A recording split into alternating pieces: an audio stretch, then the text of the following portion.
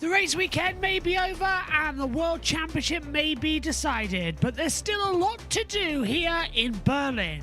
Welcome to the 2025 Rookies Test, live here on FEZ and JB Motorsports. We've got 2 3-hour sessions coming your way here this morning as the drivers are going to leave the circuit. Well, the green light is underway and the cars are straight out there as well onto the track. Govern, along with Porcher, Bustamante, Hoggard, Dunn, Kvyat, Lloyd, Folleroli, along with Barter, West, O'Sullivan, Pulling is in this one as well. Kushmini, Gusti, Mini, Bedrin, Crawford, Vozin, Chadwick, Boganovic, Vesti, and Arthur Leclerc as well. Many names you'd see as well from the Formula 3, Formula 2 paddock, mainly some as well from the F1 Academy, and even those coming up the ranks in GT car racing, and those who've been in Formula 1 before. It's going to be a great test session with 2 hours and 56 minutes to go. In this afternoon session, we'll have information from our punditry team as well and what they've thought of the weekend, with Ollie Rowland being crowned the champion. In this first session, though, we're going to take it back all the way to Saturday and the first race of the weekend. A delayed qualifying meant we only had 30 minutes out there on the track, and that only went for a group stage. Then we went into the race, and alongside that after, we'll have all the information as Jack Giamana was trackside for us, getting the interviews. Let's head down then and start the show.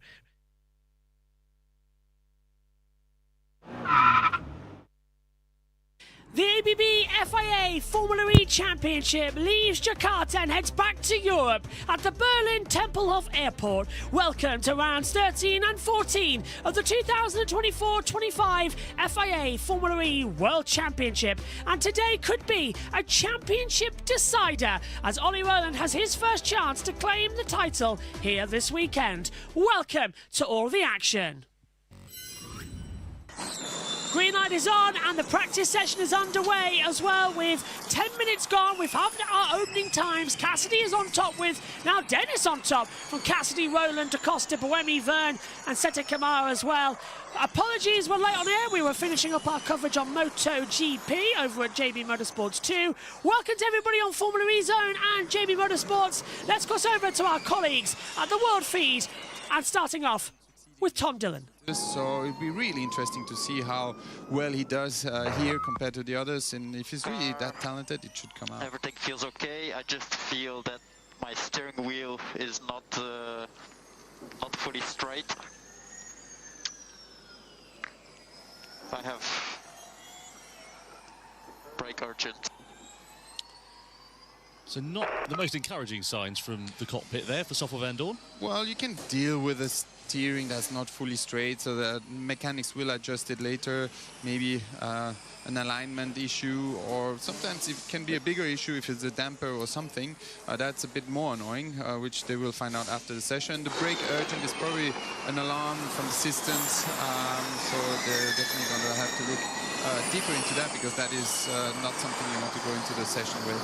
Certainly not, but one thing you mentioned earlier on, Andre, you could see sub-1 minute laps. Seti Kamara is now quickest on a 59.730. So already, after only 6 laps, they are down underneath the 1 minute. So circuit definitely quicker. Tyres, you also mentioned, are different from last year as well. But this is 2 seconds a lap faster at the moment, over 2 seconds quicker than last year. Yeah, that means during the race with the pit boost, that will means we will see lapped cars. Because I think the pit loss is around 54 seconds, so with the gaps there will definitely be lapped cars on track. So strategically, come Saturday, that's going to be a major factor. When do you play, and also if you've got 2 cars? Yeah, it depends. I mean, the thing is, in Formula E, the field, everyone has a really good rhythm, so I don't think that it's like in other championships where you're going to hit the back marker and you're going to depend on blue flags to not lose time, I think. But it's still better to be in clear, but maybe not. Like, you know, you want to be behind someone to save energy. Yeah, well, let's pick up that discussion in a few moments' time. Oliver Rowland and Sergio Sese Camara for the Nissan team, currently 3rd and 5th quickest. But, of course, Berlin is also the home of the rookie test, which takes place after the conclusion of the race weekend here. And Abby Pulling is going to be in one of those Nissan seats. Saunders is down talking to her in the pit.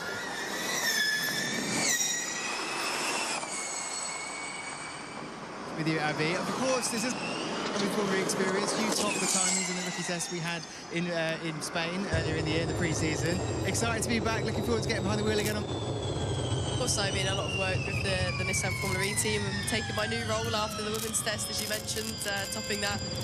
Now this is another kind of step in my career. A whole new as well, obviously, being after the race weekend is quite a big deal.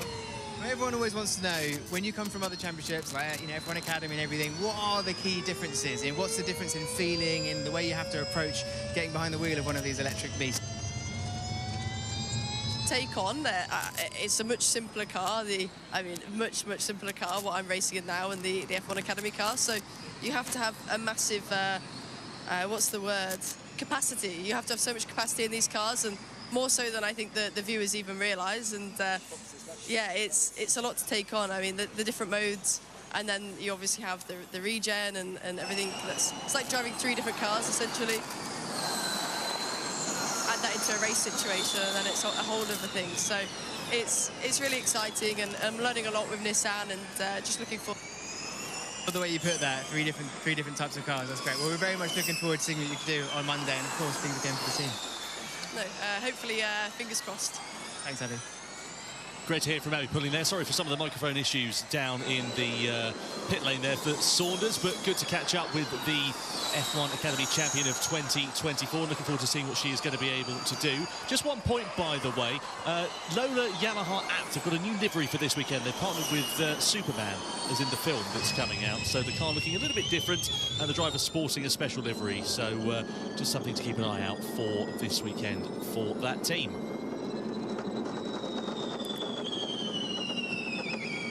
Just under 29 minutes to go in this session. On board here with Taylor Barnard. He was brilliant this time last year, his second weekend in Formula E, and he scored points here in Berlin. He's got a great opportunity to do something special here this weekend as well. Taylor Barnard's been one of the stars of the season, in my opinion. He's jumped in Berlin last year as a sub, became a super sub within the first qualifying session, and after that he has been, I think, excellent. What do you think, Andre? Definitely, it's great to see young new talent performing that well, and I think yeah, it's a hot shot, I think, for a new manufacturer coming, for a manufacturer to have a new driver. So I need to find out what's going on in Radio Paddock, like who's got the hands on him for the future. Well, this is the point, isn't it? Because we know the McLaren name is going to be disappearing from Formula E at the end of season 11, so 22 cars down to 20, 2 fewer seats available for next season. And Taylor Barnard, of course, very hot property. We understand the rumour is that it's likely he'll be in the car that we're riding on board with, in a Penske machine for season 12, which will be really interesting to see how he fares there. The question is, which of their drivers is going to make way for that? Well, I was going to say, it's not a 2-seater car, so which driver is actually going to make way for Taylor Barnard? Certainly, he's going to be a driver of the future, whether it's just in this championship or in others. He's clearly been quick in single-seaters, and everything he's jumped into. Very natural, I would say, but with a pretty good racing brain. Yeah, and great maturity as well, like you said, the racing brain, the way he behaves on track, where he plays himself, and very little mistakes. You know, Formula E is a very difficult driver to, very difficult championship as a driver to jump in, because there's not much practice. You know, you can only almost learn by crashing, because the wall is the limit, and it's very difficult to find your limits and push the limits. But he's done that really well, and yeah, outperform a lot of drivers that have a lot more experience. It's so interesting being at this latter stage of the season, because it's a bit like a Fleetwood Mac album in the paddock. It's full of rumours at the moment. The likes of Taylor Barnard, of course, being a hot property. Da Costa maybe going to Jaguar. Dan Tickton, is he being courted by Porsche or Jaguar for the future as well, as we look at Pascal Wehrlein doing some pit boost practice? Just a point on Pascal Wehrlein as well. He's feeling a bit under the weather this weekend. Not a weekend that he'll be wanting to do that, in particular, given the prominence that's on him and Oliver Rowland in the Drivers' Championship. Verline currently 69 points adrift of Oliver Rowland, and he hoped to be on top form. Rondo missing a bit the apex. Was the apex? I think he was in a different country. Probably blaming it on the human track. You know, we always have excuses. Looking at Van Dorn just coming up towards turns 6 and 7. This is the hairpin where we saw some drivers getting it a bit wrong this time last year. Let's have another look at Van Dorn coming down in towards turn 2. So on the brakes, locking it up. This is coming into the attack mode area. But he wasn't going for it. Wasn't taking it. Wasn't going for Would it. have been a very good activation there, but he's probably going to adjust a bit the brake balance for the next time round. In these cars, you can adjust the brake balance very in a complex way on the initial hit, on the migration, also corner by corner. So he'll probably sit down with the engineer that for the next session wants a bit more rearward brake balance program for that section. So Hughes is quickest now on a 58.5. So the circuit is quick. Yeah, it's no question. We're going to see some pretty super quick times when it gets to 350 kilowatt. Yeah, about 4 seconds a lap faster than we were this time last season in FP1, of course, now with four-wheel drive for the 350 kilowatt modes as well. So very excited to see what the drivers are going to be able to do as this track continues to evolve in what could be the only dry session of the weekend. Going down in towards turn 9 and 10. This is Antonio Felix da Costa. 5th place for him last time out in Jakarta. Interestingly, though, his teammate Pascal Wehrlein, well, he came over the line in 10th place, was initially classified in 10th, but courtesy of the fact that Buemi's podium was reinstated following the event, he actually was classified outside of the points positions. The upshot is it's now Porsche that lead, but only by 10 points over Nissan in the Teams Championship with 4 races left to go. And if you think about it, in reality for Nissan, that's been a one-man show with Oliver Rowland being the person that's gained, what, 95% of the points for them. But it definitely, from Porsche's perspective, I would say they've got the upper hand there because they've got 2 drivers that can deliver and do deliver. And it's going to be quite a struggle for Nissan to, I think, rest, even though it's 10 points, to rest that 10-point lead. And it's a very big and important thing for a manufacturer like Porsche to clinch a manufacturer's title. I remember last year we in the WEC Championship winning the Drivers' Championship, but they lost also the Manufacturers' Championship in that weekend, and it felt like they lost everything. And we were so happy to win the Drivers' Championship, and they were sad that they lost the Manufacturers. So they got the Drivers last year. Who won the Manufacturer last year? Was it Jaguar? Jaguar. So it's something they didn't achieve yet. So I think they're very focused on that. Well, from a financial perspective, the Teams Championship is the one that you want to win as well, isn't it? You know, that's where you get more bonuses and so on and so forth. And they were gutted to miss out on it after Wehrlein won the Drivers' Championship. On board, or looking rather, I should say, at Max Günther coming down in towards turn 1 into turn 2, decreasing radius left-hander, Skymaster corner as we nicknamed it last year. Had an incident between Van Dorn and Muller noted. If anything, I would try to get a tiny bit more rear support. I'm not too happy with the car, but that's maybe when I need to go faster. Unsafe rejoin the points between Van Dorn and Muller. Didn't see what happened there, but we'll keep you updated with that as it continues on. Of course, a double-header this weekend, so we see the return of pit boost. And as you were alluding to earlier, Andre, lap time's incredibly short now here, now under a minute, up to sort of 58.5 in these dry conditions in the first session of the weekend. There is a possibility, if you pit in the mid-pack, you're going to come out right in front of the leaders, and there's going to be no blue flag, so that's going to be, well, I think interesting to see how it changes the complexion of not only that driver's race, but also possibly the drivers behind. It's also going to be hard for us to comment. Who's where, who's what. We're going to have to really follow up which positions are the correct ones. But yeah, it's a complete new dynamic, I think, and that could also be a strategic element for teams to leave one car out or put one car into the pit boost to pit and slow someone down. You know, it is another aspect that could be played with. There's Barnard coming through, first person on a bit more power, drops it into 58 flat. So 57s are achievable in the dry then, quite clearly. 50s, he's only 400s away from it, so I would suggest that that's definitely achievable. It is almost dry. There's some slightly wet patches, but you know what? In these conditions, sometimes the tires function quite well because they don't overheat, and you actually almost get a better performance than when they really get too hot. With it being quite overcast today as well, air temperature is in and around 23 degrees, but the track temperature hasn't actually gone up. It's quite low in the mid-20s as well. Yeah, fair bit of wind prior to the start of this session as well, after the rain. Just seeing one of the McLarens there just driving on the racing line. That was Sam Bird that Robin Freitz was making his way through on down into this triple apex left-hander, sort of reminiscent of turn 8 of Turkey, if you remember that circuit of Istanbul Park.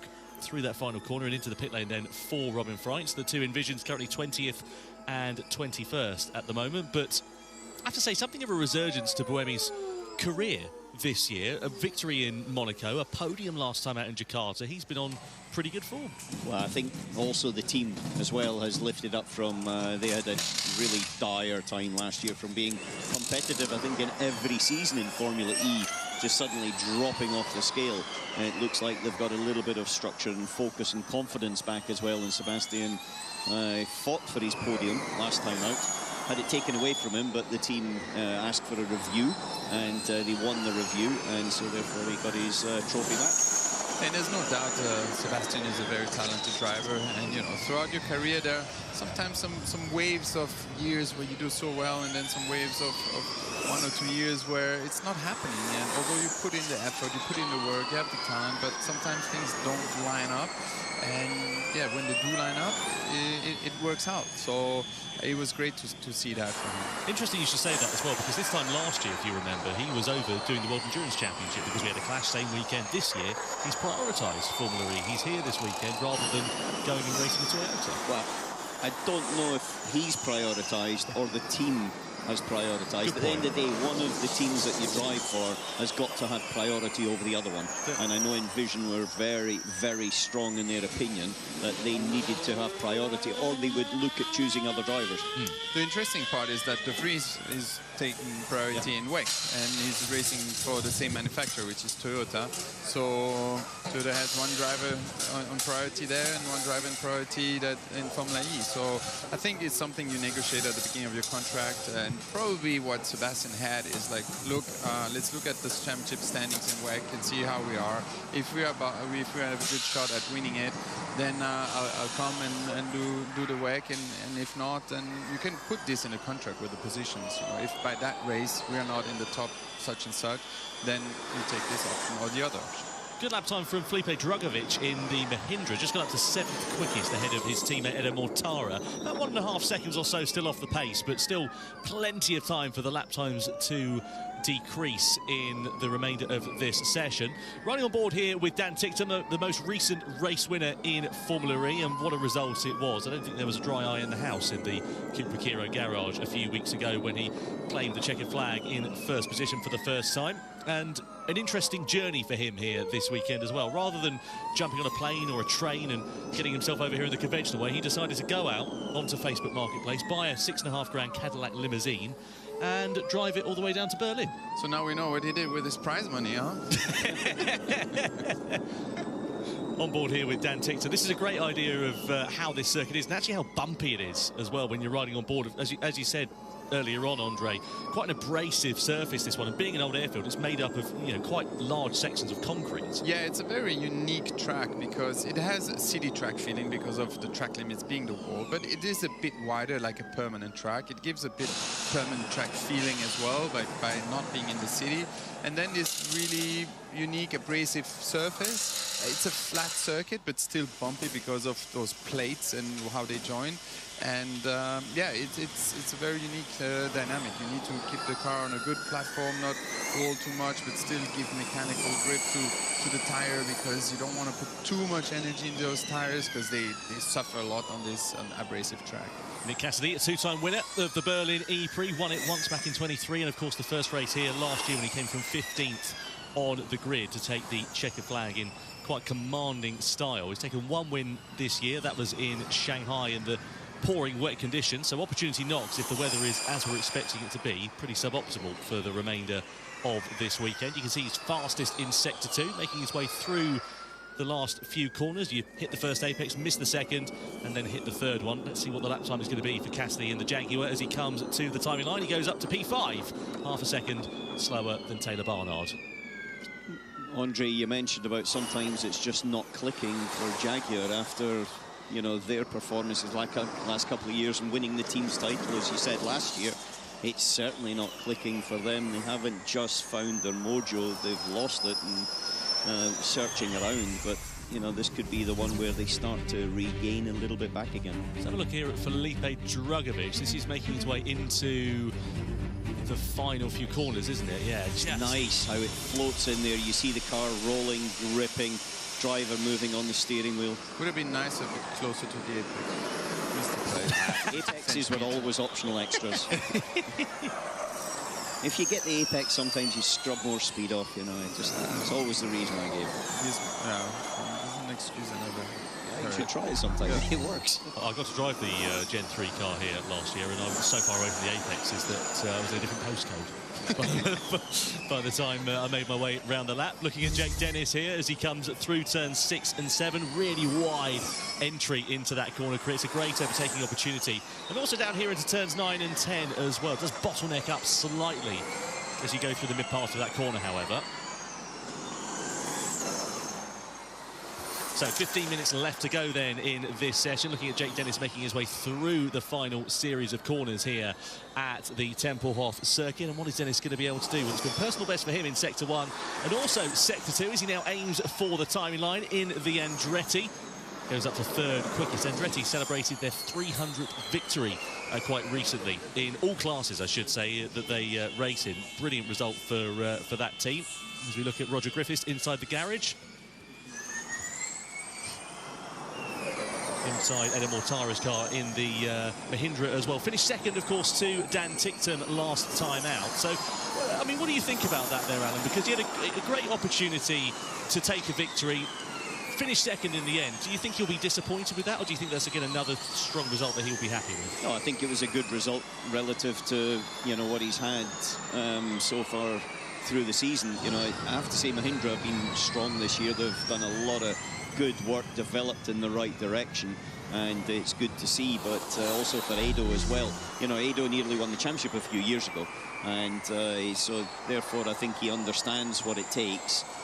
He's definitely quick, there's no question about it. When he came into Formula E, he nearly won in his first race in Hong Kong back in the day, and I wouldn't be surprised if he was really up there and competitive this weekend. Yeah, Mahindra hadn't scored any points coming into this weekend 12 months ago, and Mortara went and stuck it on pole position, got that team's first points of the season. So there's a great opportunity for that team. And again, on the other side of the garage, what can Drugovich do? Mortara now fastest with a 57, and that's just bettered, as I say that, by Pascal Wehrlein, who goes to the top of the piles. Although he's feeling a bit under the weather, the lap times coming quite well for him so far. Yeah, we know that there is pit boost for this particular weekend, and we saw already a couple of teams practicing pit boost. Maloney has under investigation for an infraction of the pit boost, and so therefore that's one of the reasons to practice, is so that you actually get any problem sorted out. It suggests a state of charge infraction, so we'll have to wait and see what actually comes from that. Yeah, hopefully it's just a fine at this early stage of the weekend there for Zane Maloney with that special Superman livery. Otherwise, we have found the Barbadian's kryptonite already. Currently sits 17th fastest in this session. As we look at the second of the Tag Heuer Porsches of Antonio Finch da Costa, just improves by 1 place, going up to 13th quickest inside the garage at the moment. What's the atmosphere like down there, Andre? Have you had a chance to chat to the team? Yeah, I went to say hi. I wanted to have a few chats, but they were all busy in a meeting, so I stole a bit of their sweets and did a chat with Antonio. But yeah, I wanted to go see my ex-engineer Fabrice to see how they're doing, what's the mindset going into this weekend. Obviously, you know, they are trying to keep this championship alive, but again, like we said before, also the Manufacturers Championship, that is probably their priority. Yeah, no doubt about it. Here is Zane Maloney, the Barbadian driver in that Lola Yamaha app team. Podium for them in Miami, courtesy of Lucas Di Grassi. Maloney still yet to get off the scoreboard, believe it or not. He's been close on a couple of occasions, including at Shanghai, where he finished 11th, but the elusive points have just evaded him at this stage of the season. Could this be the weekend where we see him really getting off the bottom of that scoreboard? He's a rookie in the championship. One thing, he's a Formula 2 race winner, so there's no question about the speed and performance. But I think for him, and especially as well for the new powertrain, the efficiency in the race is one of the areas that they will be working on. Yeah, it's not an easy situation for him because Barnard is doing so well as a rookie, so it puts a bit of shadow for him. But yeah, with a new team, it makes sense. Let's have a look at Maloney's teammate Lucas Di Grassi. This is coming down in towards turn 1. Is he going to lock the left front? Well, he's going to a little bit. He gets the apex there, okay. It's Di Grassi. Yeah, Di Grassi, yeah, close up to the wall on the outside here, isn't he? Just coming close to the back of Robin Touched Price. the wall there. Yeah, he did. Yeah. Just a kiss. Yeah, so Lucas Di Grassi currently 9th quickest, but the Lola Yamaha app team looking pretty good so far at this stage of the pre-practice session. Maloney 7th fastest, Di Grassi in 9th quickest. And just to finish the point you were talking about there about Taylor Barnard, of course, yeah, he's been the talk of the town, but, you know, Lola Yamaha app, of course, a team that are quite early in that collaboration with the Yamaha and Lola package. That's a synergy that you've got to get working together. Yeah, you have to invest your time in it, which is not easy as a rookie because you obviously want to shine and show your place that you belong in this championship, but it's difficult with a new team. So his direct comparison is Lucas Di Grassi, which obviously has a lot of experience and he can do some really good results. So I'm sure the team can evaluate him quite well based on that. Looking at Sergio Sette camera, currently sitting in the pit lane. We saw a few changes going on and sort of the part of the front nose cone off a few moments ago, looking at the shock absorbers. What do you think they were likely to be changing there, Andre?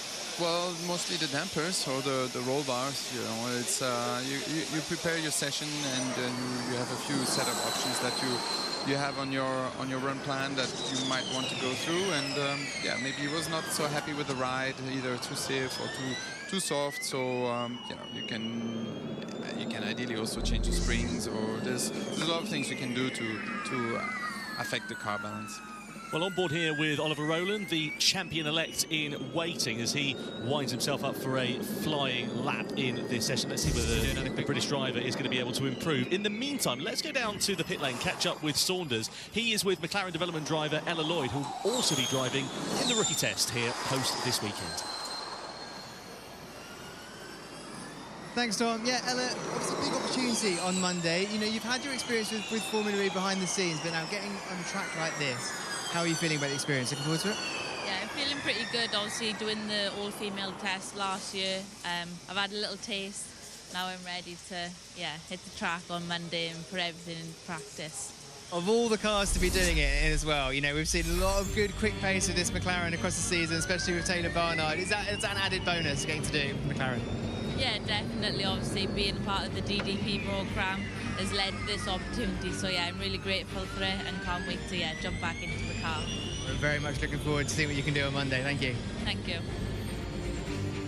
Yeah, good to hear there from Ella Lloyd, the McLaren development driver, who will be competing in the rookie test here after the Berlin E-Prix. And to talk about that, it's a really important test for the teams and these drivers to give them opportunities. I mean, quite a few drivers, including the likes of Taylor Barnard, Nick Cassidy even, Jake Hughes, all came through from the rookie tests.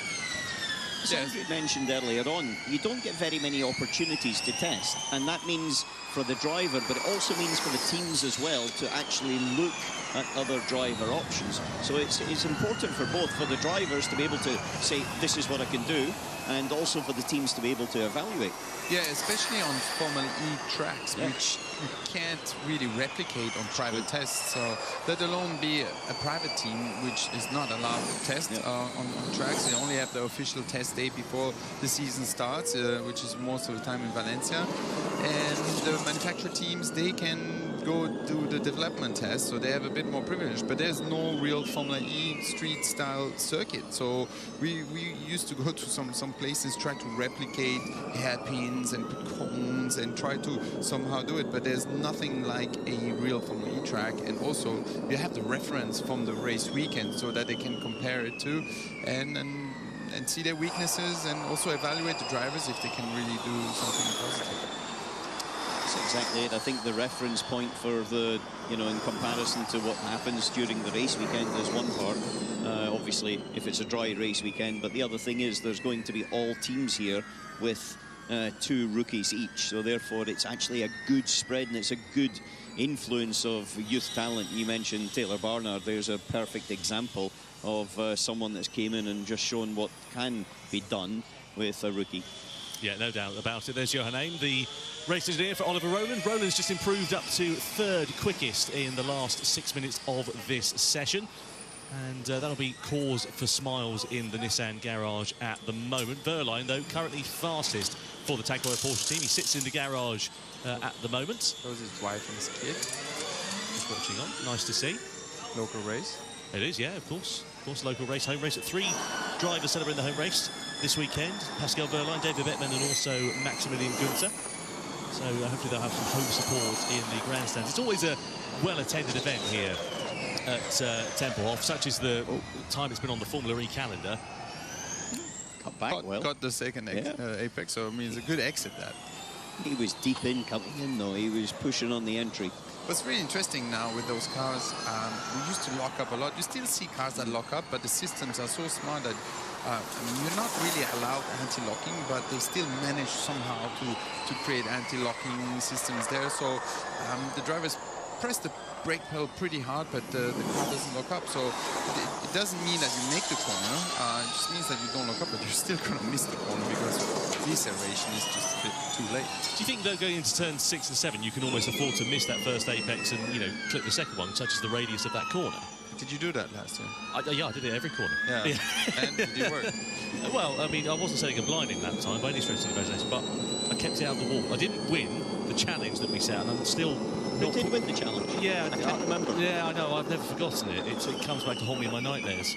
Nicky Shields won that challenge. Did you go full throttle in the straight line? I did, yeah. I didn't wave to the judges. That was my downfall. You always should wave to the judges. Well, if only I'd have known. Anyway, Dan Ticktum down into turn 1 here for the Cupra Kiro team.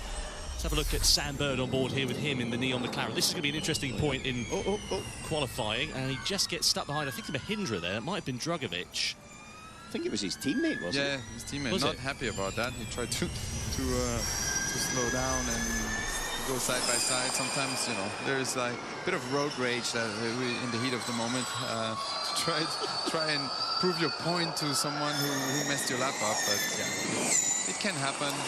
It's free practice, but you know, we all try our best. And it's annoying sometimes, but it's okay. Yeah, shame for Sam Bird as well. He's not had a particularly brilliant season, hasn't been on the podium since that emphatic victory in Sao Paulo in season 10. And, you know, if you look at what Barnard's been able to do on the other side of the garage, are we going to see Bird maybe going on to pastures new away from Formula E for season 12?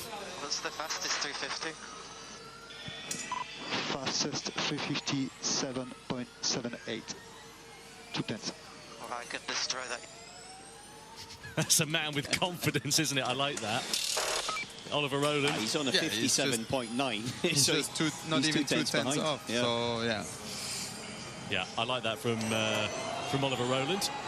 The question is, how many others can destroy it? You know the reason why he says that is, I think you also need to focus on your 300 laps to make sure you get into the duels. So what do you do now? Do you go for a 350 lap, or do you try to really maximize your 300 kilowatt lap to really make sure you go into the duels? Which is also the weak part of the last few races of Oliver Rowland. Yeah. He hasn't quite qualified as well as he had done at the beginning of the season.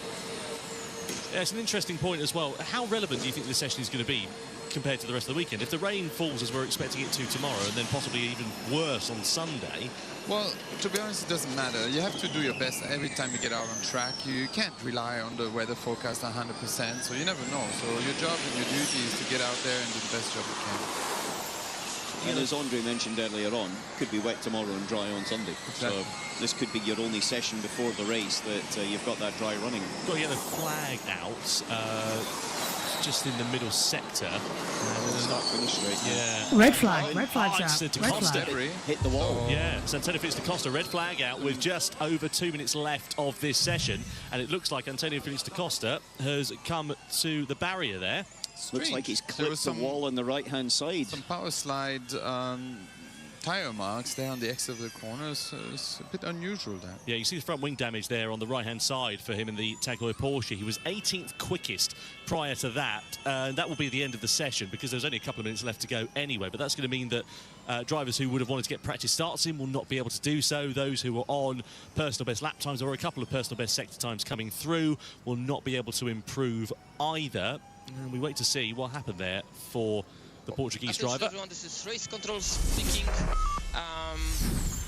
We had to present red flag, so the session will not be resumed. Yeah, so there we go, confirmation of that. So his teammates on board here with Pascal Wehrlein. We're looking at da Costa. Is there going to be contact? There is contact between the two Tag Heuer Porsches. Wow. At the end of free practice 1, Wehrlein goes into the back of Antonio Felix da Costa, sends his teammate into the barrier on the start-finish straight. What on earth was going on there? I have to laugh a bit because this is a very unusual situation. Well, this and are laughing their heads off. It's rule 1, don't hit your teammate.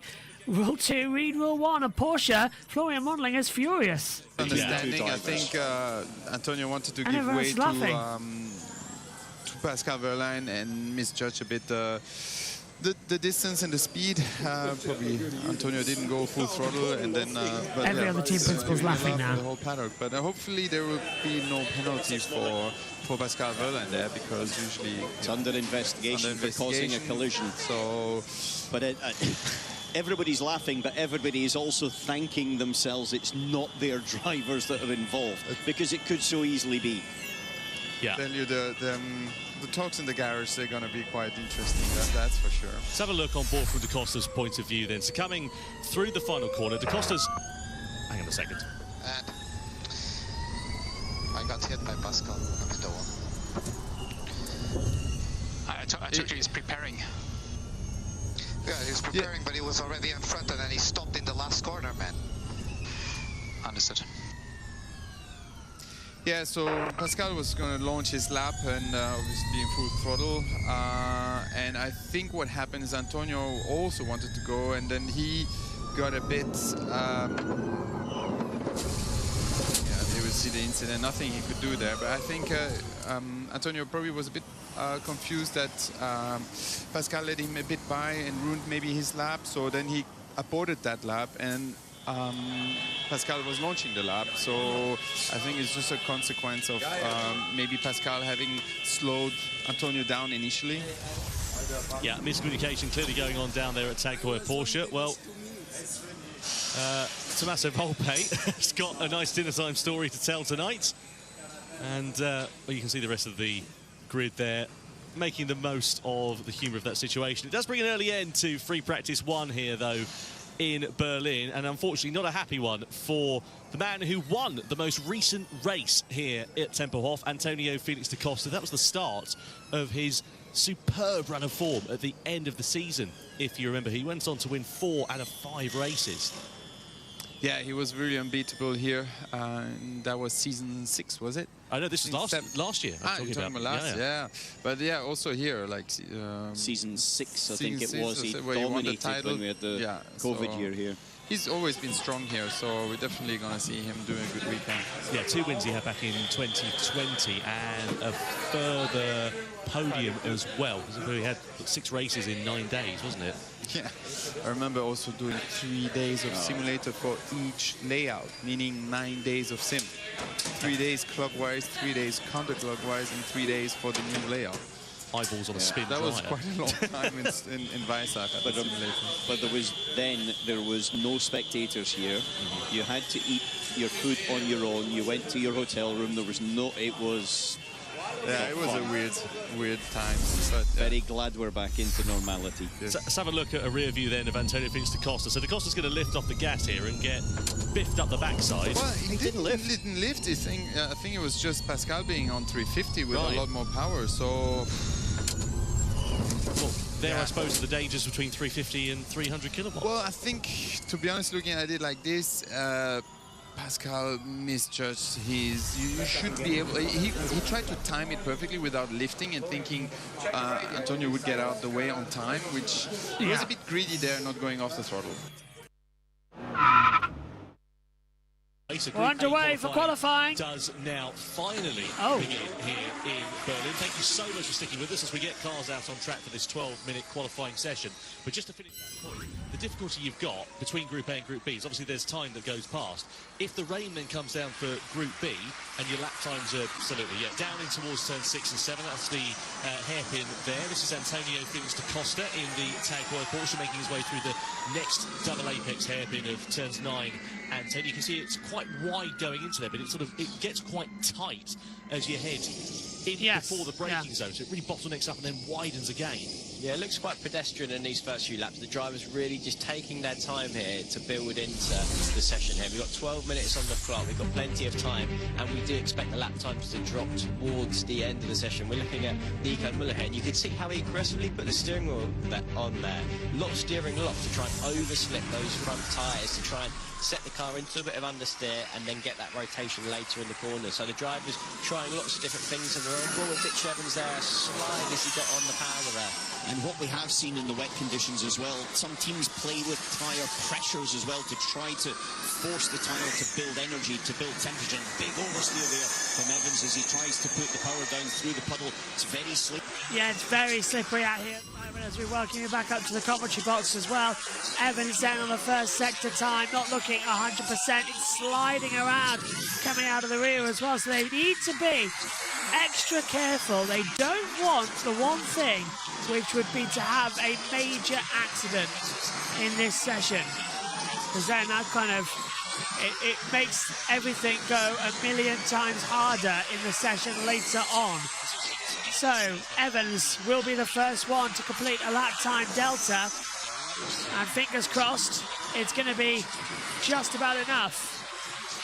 Second sector, over the line, rear of the car, twitching out for Mitch Evans, but it's across the line with a 116.339 for Mitch in the Jag. What about Oliver Rowland? Got a chance now this weekend in the first session to hold it through. Oh, and Rowland nearly into the wall as well as he comes over the line. And Rowland does fourth fastest time. So remember, there's no duels. It's just a qualifying format here for the two, as Dan Tipton is struggling in the Cooper Cairo to keep it on control. The rear stepping out every second here. They're still trying to hold the advantage to come through. Evans, Dennis, da Costa, Muller, Gunther, Maloney, Bird, Mortara, Seta Kamara, Rowland all coming through as well. Apparently our computer is having a little bit of a crash. I hope you can still hear us okay. Let us know in the YouTube comments if you can while it resets itself. And yeah, it's just done it now, actually.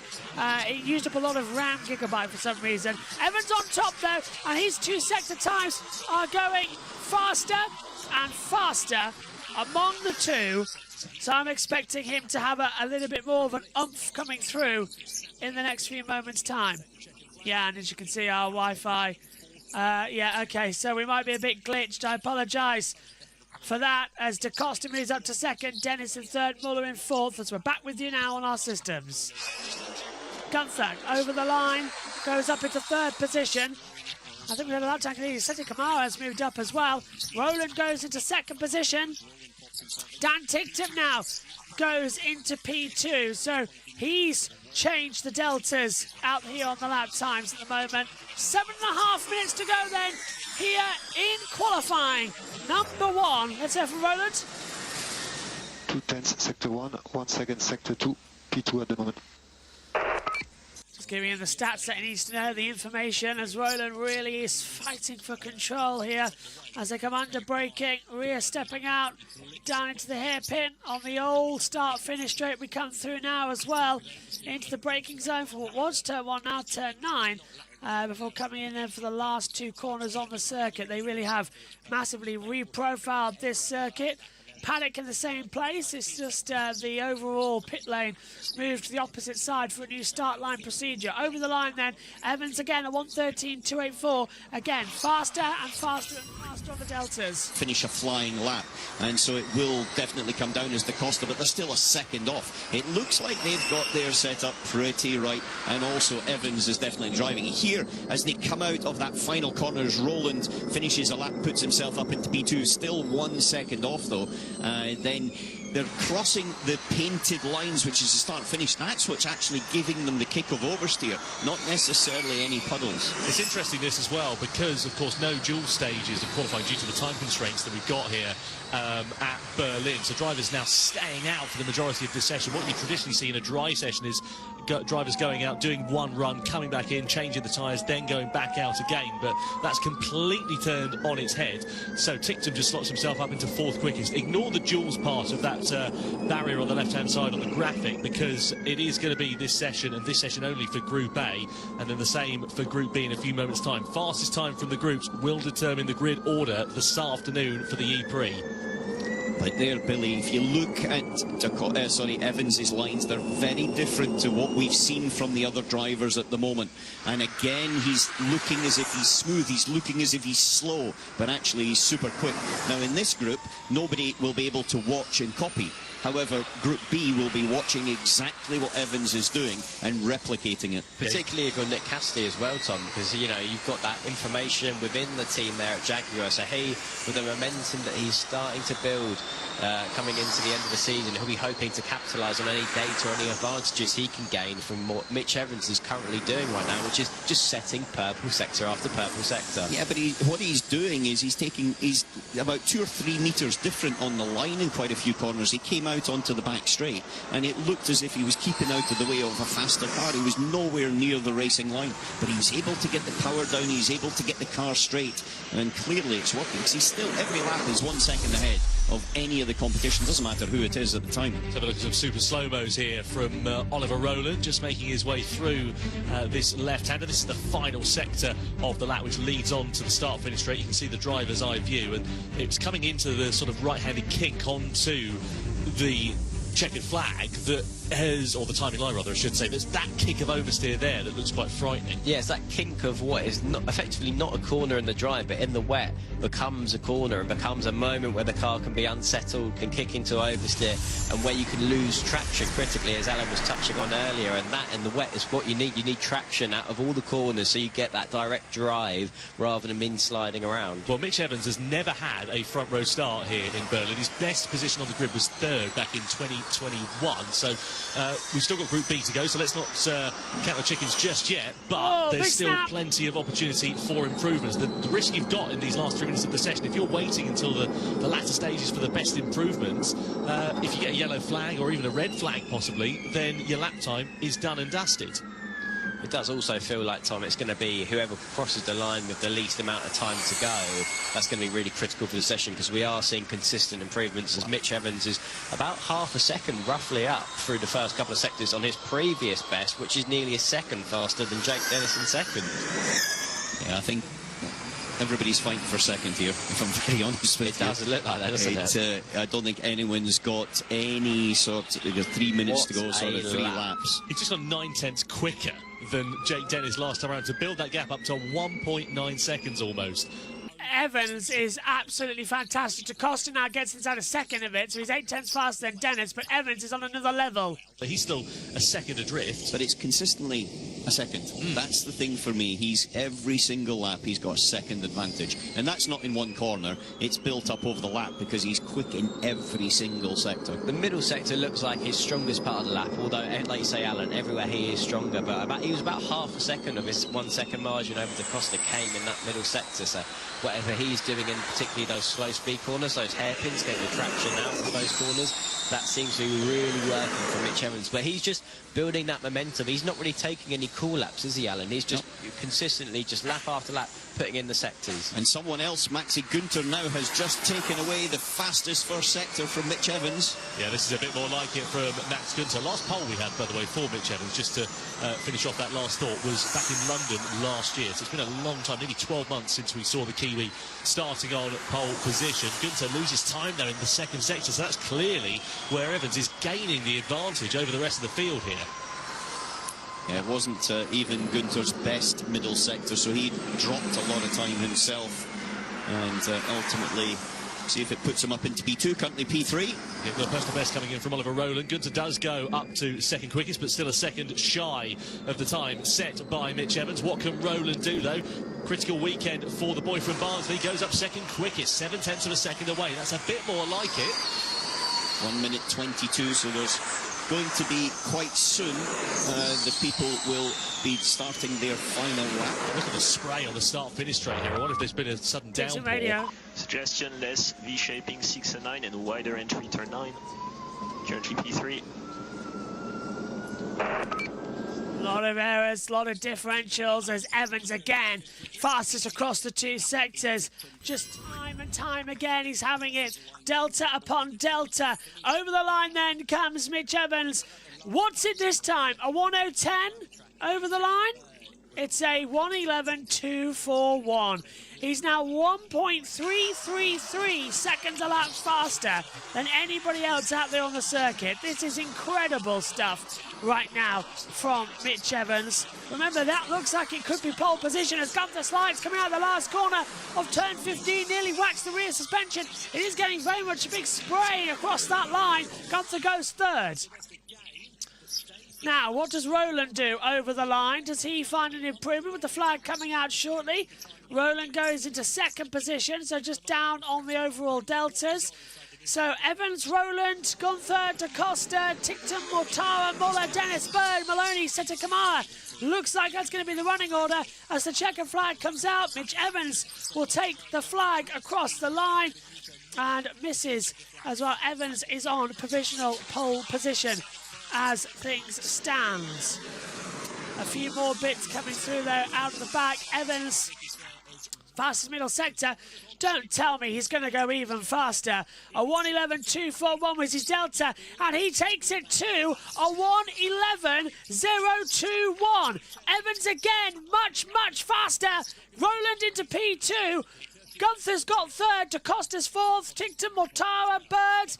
They've locked up Muller, Dennis, Maloney, and Seta Kamara. I think that's it. Nobody else finding improvements, and the checkered flags are out for everybody.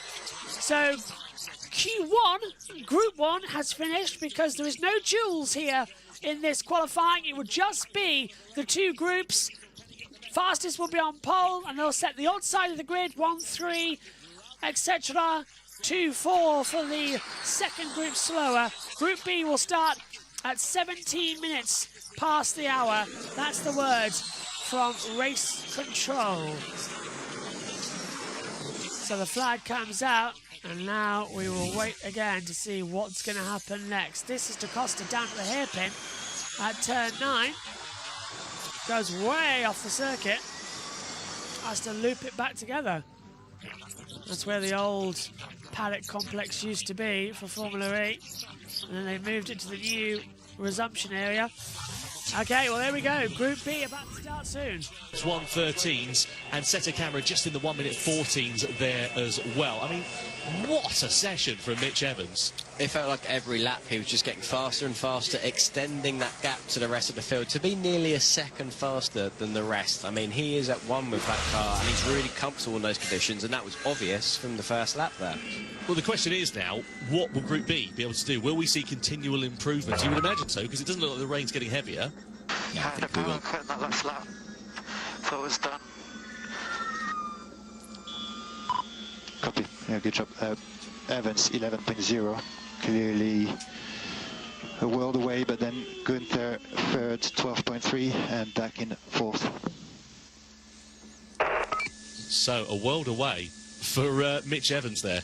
Yeah, I think the critical thing for me, we talk about how the circuit's likely to improve, but a second advantage over the rest of the field might mean they don't improve by a second in the next part of qualifying if no one's got Mitch Evans' consistency there. Well, let's get confirmation of the results then. So Evans fastest by a second over Oliver Rowland in Group A. Gunther in third, De Costa in fourth, Tickton fifth, Mortara and Muller sixth and seventh. Then Bird, Dennis, Maloney and Sergio Sette Camara. Just a reminder, no dual stages for the qualifying session for round 13 here today. So that will be the order of Group A. We'll wait and see what Group B is able to do. As we said, lap times fluctuating in the 1 minute 11s and sort of low to mid 1 minute 12s on average in that session. Will the track conditions improve sufficiently enough for further lap times to come down in Group B? Because we'll have Verline, Barnard, Vern, Cassidy, Buemi, Van Dorn, Hughes, De Grassi, Freitz, David Beckman and Felipe Drugovic out there. Again, just to caveat that as well, Cassidy has got a 20-place penalty, Buemi's got a 40-place penalty, Verline has a 3-place penalty, and Drugovic has a 20-place penalty. So Verline here, I think he's got probably the best opportunity, maybe Cassidy as well, to be honest with you, to get themselves onto pole position and get those 3 points, but they won't be starting from there come the E-Prix this afternoon. Robin Freins. That's your I'm bet, going to is it? throw in Robin Freins as in this Group B. Billy, do you want to put your hat into the ring there? Difficult. I think Nick Cassidy, I think he's good in the wet, and I think that Jag looks strong there. Yeah, so we understand that Sebastian Buemi will not be taking to the start of this qualifying session. No surprise at all. We saw the car in bits about half an hour ago, and it's not ready for qualifying. Either way, he was going to be at the back of the grid, so important for the team to get that sorted. As we look at Mitch Evans in the Jaguar garage here.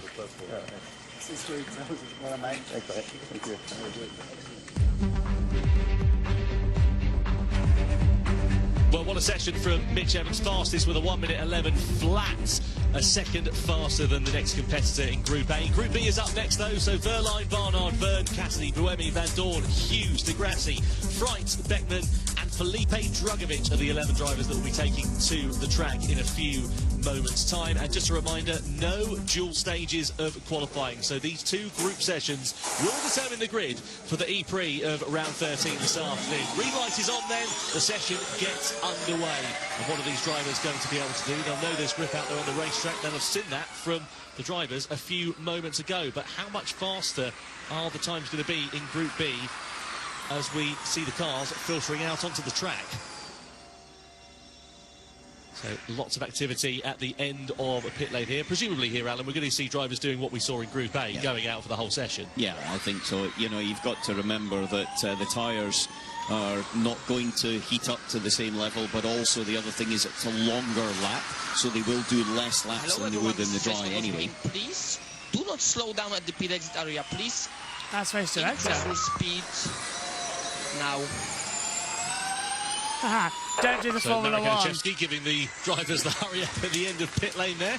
Yeah, obviously the drivers taking their time, maybe trying to create a bit of a gap for them to then get into the rhythm out on circuit with visibility and the wet weather conditions and the spray being a factor. But he just wants them, if they get to the end of the pit lane, don't slow down, don't do it there. Take the time to find a gap whilst you're out on circuit, not at the end of the pit lane. Yeah, don't do what they do in Formula One and slow down and annoy everyone. The garage for DS Penske at the moment. Ended that Group A qualifying session a few minutes ago in third fastest with a 1:12.2, a couple of tenths of a second slower than Oliver Rowland. So strategy from Jaguar is exactly the same. Get their driver out front in the clearer air to at least see the first few laps and push, with the first person to cross the line to start a lap being Nick Cassidy.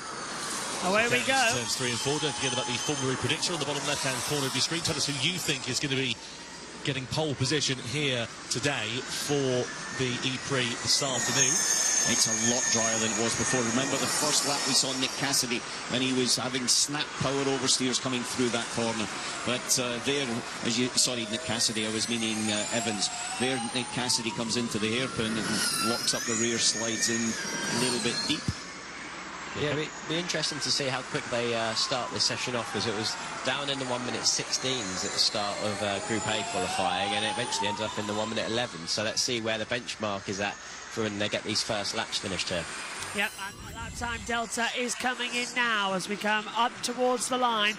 Verline's got a good middle sector coming through so far as he swings it into the last corner. Cassidy 2 finding the delta. Mitch Evans was the fastest lap so far. Big snap of rear from Verline. 2 snaps coming out of turn 15 as well. 1:16.762.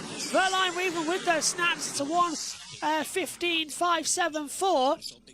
So Vern looking stronger as well as they come down into the braking zone, round into turns 12, 13 and then 14. A triple apex last corner. Kink at 15 over the line, and Jean-Eric Vern takes us with a third fast time and finds his top. The track is still improving, so let's just build up through this session. Friends saying the track's still improving. Let's just go with it. Friends, Verline, Hughes, Barnard, Cassidy, Vern. That's your 6 so far. Barnard a little deeper to turn 1. Let's take a look at Robin Friends on his qualifying lap. Rhea stepping out at the exit of the hairpin. Down at... Well, he's down at turns... Well, that's actually early on in the lap, isn't it? That's out of turn 2, where the Rhea stepped out. So just got to have a little bit more of patience and control here at Berlin as the session goes on. No qualifying duels, remember, that's the information from race control. That's our Delta guideline that we have been given, that we will not be having any of that duels session. Let's take a look at the track temperatures as well. That probability of rains never works, but track temperature at 19, air temperature at 16, that is correct. At least on our race control information. The qualifying duels will not take place, so pole will be awarded to the fastest driver in the group stage. Vern 1:14.785. Hughes looking quicker. Barnard 1:14.294. Now, I don't know why we've done the group stage. They could have sent them all out on the track and done a 20-minute session in my book, but at least we get the group stages in some way of a qualifying format that reminisces what we have. 7 minutes to go then here in this session so far.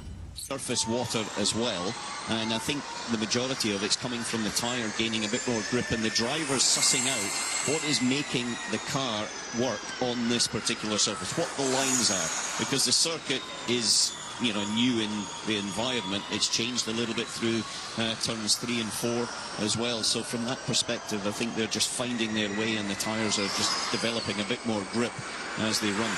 Yeah, part of the lap I'm watching out for here, Tom, is the middle sector, because just looking at the sectors that we saw in Group A, the real clear advantage that Mitch Evans had, nearly 6/10 of a second compared to the rest of the field, was in the middle part of the lap. I think if you can get that sector right, the traction out of those slow-speed hairpins, that is crucial for the lap time there. Well, we saw him taking all sorts of different lines, didn't we, over the course of that lap, and it seemed to be working for him. You see it sometimes in other series where drivers are taking karting lines, wider lines in, where the rubber's been sort of set down. Of course, we only have one session in the try, so there wasn't really much of an opportunity for that as Barnard goes up to third quickest. Lap time's now coming down into sort of the window that we were expecting. We're now down into the 12s, the high 12s, admittedly, but again, a bit more on kilter with what we saw in Group A. Yeah, but that high 12 of Verline, a 12.894, is basically within the same 10th of a second as his teammate Antonio Felix da Costa did in the first group stage. So I think there's a little bit more pace for Verline in there. He's also watched what was happening in that first session. He's also watched the lines that people were taking and understood a little bit more of what you can get out of it. So I expect them to be actually a little bit quicker. Impressed with Felipe Dragovic in the Mahindra, actually. He's only half a tenth of a second, isn't it, really, over Jake Hughes. He's been in the Formula E machines all season. Dragovic, of course, a super sub for Nick de Vries, who's over racing in the World Endurance Championship. Yellow down at turn 6 at the moment as well. Not quite sure what that's all about. Come to a stop. Can't see anybody, but it's a brief yellow flag, thankfully, and it's not going to cause anybody any dramas. 5 minutes to go then in Group B. Again, the yellow flag just comes out briefly down turn 6, but goes away again. So Fright's currently quickest, 1:12.1. So again, that's a bit more like it. Bit deep there for Barnard down into turn 1. And what about Lucas Di Grassi, most experienced driver on the field? Superman livery. Can he put in a Superman performance here this afternoon in qualifying? Nice and smooth as he came out of the final corner there. That was really neat. Whether it's quick enough or not, we'll wait and see. And still stays 6th. Yeah, so not much of an improvement there for him as he comes across the line in terms of positions. At least Drugovic still in 8th quickest at the moment, but no wet weather running for him. This is his first single-seater race since 2022 when he won the Formula 2 title. It's great to have Felipe in the series, and keen to see what he is going to be able to do. He said, I'm looking forward to the races. I'm probably going to make some mistakes in the first one, but I can learn from that. We've got the chance to go again tomorrow. So he's just looking at this weekend as a nice learning experience. Yeah, he's a super talented and intelligent driver. I actually had the opportunity when I first drove a Formula 3 car back in 2018. I went for a test, and it was me and Felipe Drugovic, and he was competing in a full season at that point. It was halfway through the season, so he was someone that I learned a lot of how to drive those cars with. I think he's very adaptable, which coming into Formula E at this point in the season is going to be critical. Robin Freins just popped in another quicker lap. He's done really well there, but now he's got 7/10 of an advantage over anyone else, and no one seems to be challenging going quicker. Well, that would be enough for second on the grid at the moment for Robin Freins to be a front row start. He's still about 0.8 of a second shy from Mitch Evans' quickest time. Down in towards the hairpin we go. Buemi's under investigation for not setting a lap time in the first 6 minutes of qualifying. We know about all of that. Again, more yellow flags coming out down at turn 6. I think that's just due to drivers going quite slow through there, maybe backing off and deciding to reset and go again for a lap time next time around. So Verline here, 3rd quickest. He's been quicker than before on the middle sector, but not quick in the first sector. And this maybe pushes him up. I don't think it'll be up challenging for Robin Freins' position. Drugovic has just gone up to 5th fastest as well. That's really impressive from Felipe Drugovic. Verline now takes it to a 1:12.059, but Robin Freins over the line is even faster. Yes, he is. It's a 1:11.670. So it was effectively going to be between Freins and Evans, who could possibly win this race later on today. Cassidy. I have a handbrake, dude. I hit the brake and nothing happens, and then all of a sudden all the lights come on and I have a handbrake. Oh, Cassidy's not happy. Technical problems possibly here for Nick Cassidy. That's not what he wants. Maybe that's why we've not seen the pace in the second Jaguar compared to his teammates in Group A. Drugovic, though, on an absolute flyer. Personal best in Sector 1, personal best in Sector 2. Can he improve and bump himself up the order as he comes to set the checkered flag? Loses time in the 3rd sector. Stays 3rd quickest. 2 minutes to go here in Group B. And let's see what these drivers can do in terms of improving lap times. I've been looking at the sectors, Tom, and at the minute, it's 0.6 of a second. The difference between Group B, which is currently 0.6 slower than Group A. And to be honest, it's about 0.2 in every single one of the sectors compared to what Mitch Evans was able to produce in Group A. So there's a little bit of time all over the lap that needs to be found if they want pole position. Good improvement. Keep pushing till the end. 3 more laps. Yeah, I think it's going to be a tall order for these drivers to be able to better the times that we saw in Group A. The rain has continued to fall in this session, and as such, conditions have not improved sufficiently enough for any major improvements to come. We are going to see a bit of a jumbled up grid order because of the lap times we have seen in this. Some of them are faster than the times we saw in Group A. You say that though, Tom, but interestingly, there's a lot of drivers that are quite consistently in the 1:12s. When we look at what we saw in Group A, Mitch Evans was in the low 1:11s, but there were drivers that were 5th and 6th in the session that were in the 1:13s. Verline's on a quick one here, Billy, as well. Passes in the 1st sector. What about Sector 2 for the reigning world champion? This is where we saw Mitch Evans being incredibly quick, and personal best in Sector 2 then for Pascal Verline. Could he be ready to knock Robin Freins off the top of the order? Tight line in that first apex there. Verline's looking quick as he comes out of the last corner, up towards the line now. Is he going to be anywhere near Freins' time?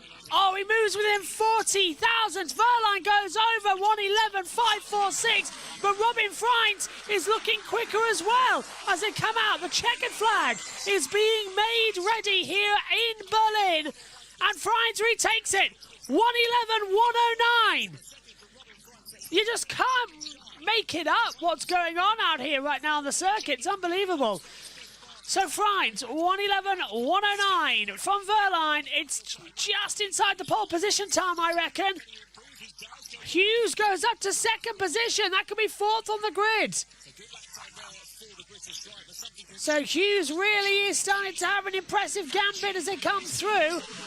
Just trying to have a reminiscent of what the end of the session was. We haven't got that lap time from Evans in the previous session. Van Dorn, Djokovic, Degrassi goes into 8th place as well. So they're finding the delta still. Cassidy's got a good first sector.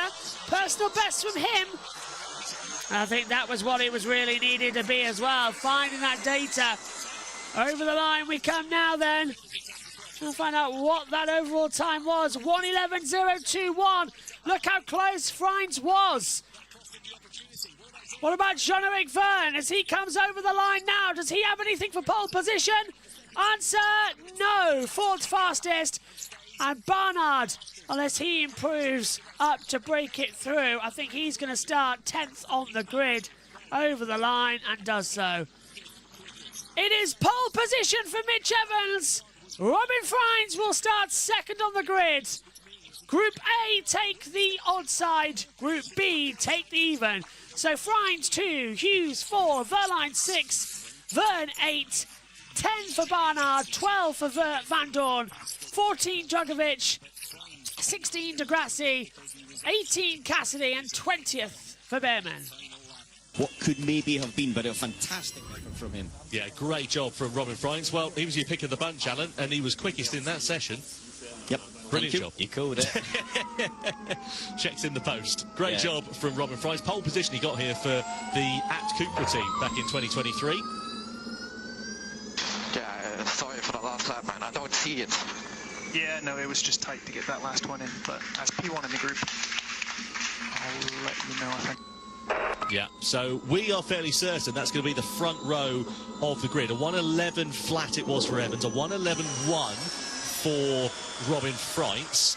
The second row of the grid will be occupied by Jake Hughes and Pascal Verline because we saw 1:11s from those two as well, and then it all gets a little bit difficult to work out. I think it'll be Oliver Rowland next up. Yeah, Oliver Rowland will be starting the race from 3rd because he was 2nd in Group A. So at the minute it looks like Rowland will be 3rd, Gunter 5th, Da Costa 7th, and Dan Tickton will be 9th. Well, let's have a look then and get confirmation of the Group B classification then. So Robin Freins starts on pole, I should say that, starts 2nd on the grid on the front row for the Envision team as he sets the fastest lap time in Group B ahead of Jake Hughes. Verline in 3rd, Verne in 4th, Barnard, Van Dorn, Djokovic and Degrassi, Cassidy down there in 9th place ahead of Beckman and Buemi. So that's how it all works out. The upshot is it'll be Mitch Evans who takes his first points of 2025 and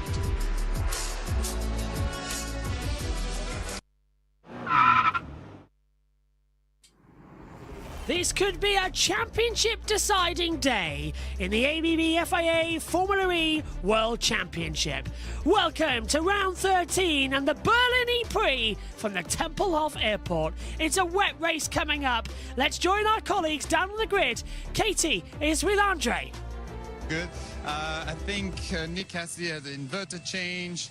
Buemi has a motor change, and I don't really remember exactly what Drugovic has, but not ideal for his debut. But you know, it is what it is. Are the rules? But maybe they can, you know, use that opportunity, maybe to do something strategically with a pit boost, try to burn more energy, go in early, and then hopefully have a safety car and catch up with the field and then benefit when everyone is coming in for pit boost. So yeah, let's see if they can do that. Exactly, and if you're going to have a bad quali, are you going to want that to be in a wet race rather than a dry race? Do you feel like wet races with safety cars, with yellow flags, are more likely to present opportunities? Yeah, there are definitely more opportunities in the wet, people making mistakes in front of you, so yeah, you can benefit from it. Or if you're really good, you know, if you can have that performance gain, then you can pass the drivers. Also, there will be a bit less spray now. It looks like it's going to dry out a bit, so I think the racing will be fine. But yeah, strategically, you can definitely benefit from something, and yeah, maybe incidents with safety cars, as I said. Should we try and grab a driver, have a chat? Yeah. Maybe he doesn't have his Superman suit on. I know, this is what I want him to pull his suit up because I think they look fantastic this weekend. Zane, where's your Superman suit? You need superpowers. Oh, there it is. Superman pants on. We do need superpowers to go up the field today. Do you have them? What's your strategy? It depends. I mean, if the track dries out, then it becomes an energy race again. If not, it'll be very difficult to move up. You're going to try to do the pit boost early, benefit maybe potential safety car? Is that something you practice to burn that energy a bit more and come in early? I think some will try doing the Stoffel strategy from Tokyo. I think it's all about when you take attack mode. If you take attack mode and you get screwed by a safety car, if you take it and then make positions and then there's a safety car, this race can be a lot of chaos. You can lose or gain a lot, so we just need to make the right decisions at the right time, which is easy to say. All right, Superman, hope that will work out for you. Thank you there, Zane. Let's go and have a look and see where Nikki is. Lovely stuff, guys. Thank you. Now, I think one thing over the course of the season we have learned, motorsport is more than just speed. It's about resilience, about rising up when the odds are stacked against you. And there is one driver that embodies that more than any. It is, of course, the driver on the verge of his first ever World Championship title, Oliver Rowland. This is the story of the boy from Barnsley. Get your tissues ready. Oliver Rowland, the boy from Barnsley, wins again!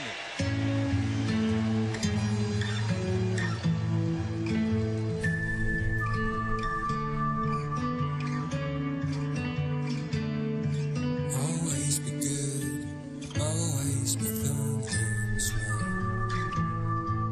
His first word was bike, bike, bike. The race is hard but fair. Tonight will shine, will fly.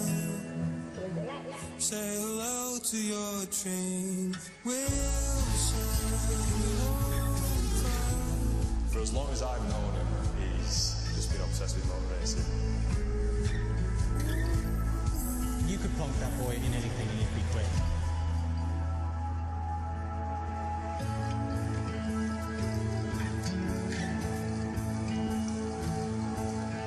Always be good, always shine. That's a very good question. As a newborn, he was very vocal. He walked at 9 months old, and then that was it. He was just 100 miles an hour. He was always really hyper, never sat still. Yeah, just full of energy.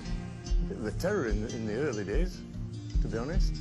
Myself and my late husband Dave, we had motorbikes, and when Oliver first started speaking, his first word was bike, bike, bike.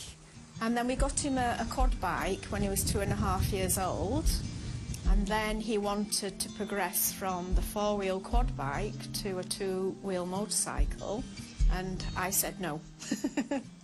I said, no, it's too dangerous, Dave. We'll get him something that's not as dangerous. So that's when we bought the go-kart just before his 5th birthday.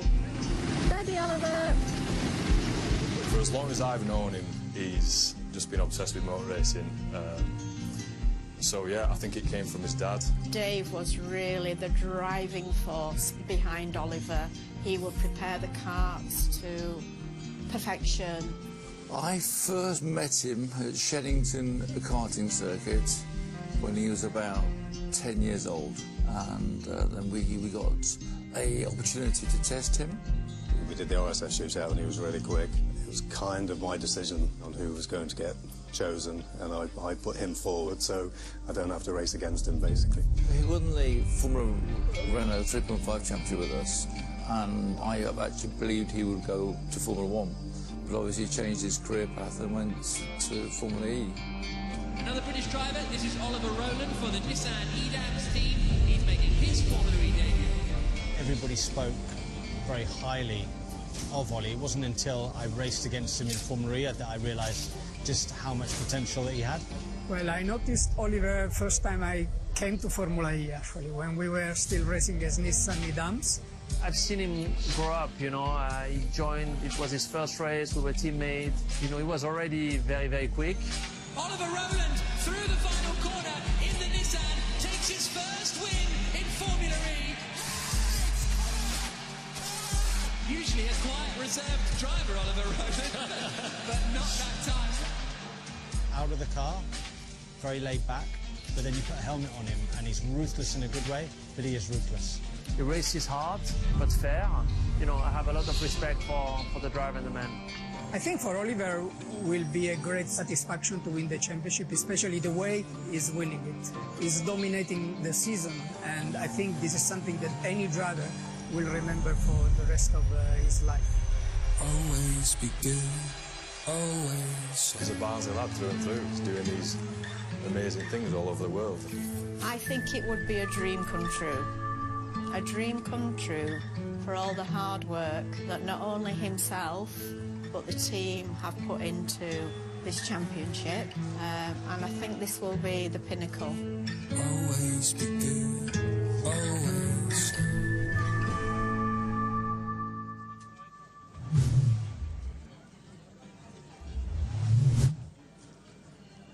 So we're back here on the grid, standing by Oliver Rowland's car. We can see Oliver Rowland actually behind, having final conversations before he puts his helmet on and jumps in the car. What are they going to be discussing literally in these last few moments? Surely by now everything's been agreed. Yeah, I'm sure most of the tough conversations have already been had, and that will be between Oliver and the team about strategy. We're using the pit boost, how that's going to affect things, how to stay out of trouble, because that's his #1 job today, stay out of trouble, because even if he doesn't win the championship today, if he picks up points, it means the others got to close up more to him. So that's, I think, the critical thing for him. And also, Katie, I mean, the conditions are continually changing. You know, a few moments ago it was raining. Now the sun is coming out. I did actually see him walk to the front of the grid and just have a little look down at what was going on into turn 1. Is it critical, you know, those few moments of just, I guess, absorbing what's going on in the environment? Does it make much of a difference to his race strategy at the start? For sure. I think I was just watching him as well. He was looking up at the clouds and he was pulling a face, a bit of confused. At least he doesn't have to choose which tyres to put on, though, because most single-seater formats you're choosing until the very last minute. They've obviously got one compound here, so one less thing to worry about. But absolutely, I mean, this is such a pivotal moment for him. He's really in the zone. He knows it's possible today, even though maybe it's a slightly harder mathematically than it might be tomorrow. But yeah, he's after one thing. He must feel so close, but yet also so far at the minute. Yeah, I mean, it is so much at stake, but as you say, this is not a make or break moment. We're not in London in the final race. He's still got 4 races to capitalise on this opportunity, but I suppose peace of mind. It would be nice to get it done. And also just the feeling of winning a championship and winning a Formula E championship. He hasn't done that yet in his career, so he's worked so hard. He's been in the sport for a long time. He's actually taken the season out of Formula E and then come back into the sport. So it feels like he's been through the full range of highs and lows in Formula E, apart from maybe the highest of highs, winning that championship. And also huge for the team as well. You know, they've not won a drivers or a teams championship in the history of Formula E. So there's a huge amount of support from behind the scenes as well, Katie. There is, and you know, the first part of the season, it was just absolutely clinical from him. It was such a show, and to think where he's put the team as well in the team standings, most of those points obviously coming from himself, is really impressive to see, because I think Norman's been struggling a bit this year. He's also been super unlucky. Obviously, they've got a replacement this weekend, so there is so much weight on Ollie's shoulders. But, of course, the Porsche drivers want to get as many points in the bag to, A, stop the Drivers' Championship being sealed today, and also bring home the Teams' Championship as well. Well, there we have it. That is how the grid is lining up, less than 10 minutes before lights out. So here we are at the triple left-hander final corner. Very difficult in the dry, but in the wet conditions we've seen lots of different lines as people are trying to find the grip. One of the reasons, it's super slippery down here. Just with these stones, you think it's rough, but actually it doesn't give a lot of grip. The inside line is one that seems to be quick for the actual single lap. However, in racing, you want to be wide to straighten out the exit to maximise your speed down the start and finish straight, because that is an excellent overtaking area. However, if you come here, this is just a little bit of a thing that throws it in right at the end. You've got a change of tarmac. It goes on from this concrete into a very, very slippery area here. And look at that. I can slide my finger in there. And that, just at the point when you're trying to put 300 kilowatts of power onto the ground, very difficult. Think what it's like when they've got 350 kilowatts. It's going to be even more tricky. This is going to be one of the keys to the race. Lovely stuff. Thank you, Alan. Get your running shoes on and join us back on the grid, because we really are in the last few moments. Who do you think can also make this an opportunity for them? I mean, Taylor Barnard has qualified well. He's also still looking for his first win of the season. Yeah, he's been a driver that in his rookie season has done everything but win a race. So it does feel like almost when, not if. But I think there's a few other drivers that are actually in contention. I've obviously gone for Jake Hughes with my predictions. I think he's had an up-and-down season.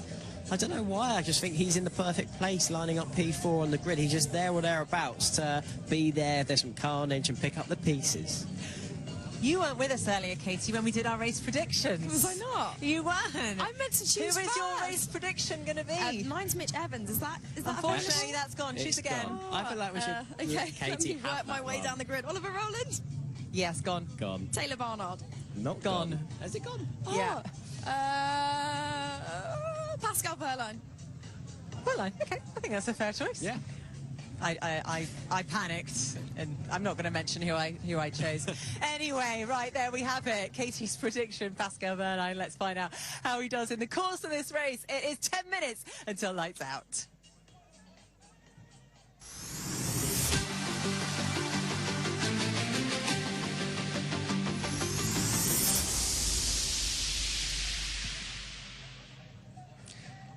Andre, here we are towards the back end of the grid. A couple of things I want to talk about. Should we take a walk? Let's take a walk. The first being, can you feel that heat coming off the ground right now? Yeah, it's really picked up, hasn't it? Summer's coming back finally. So let's see if the track will dry, and then it will be interesting because the race might be energy efficient again. We might need to do lift and coast, and that might be strategic, and see how some drivers do that better than others. If it rains again, there might be a bit more chaos, and then pit boost might come into play to come in early, hope for a safety car. So a lot of things can happen, but I hope it dries out, because then we can see a bit more overtaking, a bit more risk-taking. To put it lightly, it's a bit of a game changer, isn't it? Because, you know, this surface, very unique in what it is, being an airfield rather than a tarmacked permanent race circuit. When it's dry, it's super abrasive, it's hard on the tyres. When it's wet, it's almost like Teflon, isn't it? It's so slippery. Yeah, it's super tricky. It's one of a kind here. It's really difficult to understand how to use the tire and not to stress the surface so much. So when it will dry, you will see the teams who figure that out best and what tire pressures they choose. So some teams might start on higher pressures to have the advantage in the wet, and some teams will bet on a bit lower pressures to bet on the drying track. So yeah, we will see who will come through the field from the back. There's some good drivers with their penalties. That for sure Nick Cassidy is looking to overtake a few people. He's always been good on energy efficiency and moving back to the front, and it's also a track that's very easy to overtake. You know, it can go 3 wide in some corners, so we saw that last year. Absolutely. You know what? I think you might have done an excellent prediction there with the tyre choice, because look, JD, you switch the camera over there a little bit. Porsche currently are changing their tyres, so maybe that could be exactly what you referenced, Andre, when it comes to the tyre pressure. Well, they have 2 sets of tyres. I think so that is a choice. Do you go with the used set, which are scrubbed from free practice and qualifying, or do you go with the new set, which is a bit slippery at the beginning? You know, you need to scrub off that glaze, that shiny bit at the beginning, but you have a bit more peak in the new grip, and you can extract that. So yeah, also things where you had advantages and disadvantages. Absolutely. Okay, well, it's tyre strategy being one thing that happens dictated before the race. Obviously you can't change that during the race when it comes to pressures, but one thing you can change during the race is your attack mode and when you choose to pit boost. Hello, there's Dan Ticktum's mum there. We're just getting in the way of a selfie. Should we photobomb? No, we won't. We'll leave that. Yeah, so you've got attack mode and pit boost, but the way also to think about when it comes to pit boost is the combination of the two, using that extra power to make the most of the pit boost, if that makes sense. Yeah, for sure. So attack mode is the one you use to go and overtake and make sure you take it at the right moment, especially when it's wet like that. The all-wheel drive, that is going to give you the best traction, the best opportunity to overtake. And in combination with pit boost, to be at the right place at the right time to gain those positions will be very important.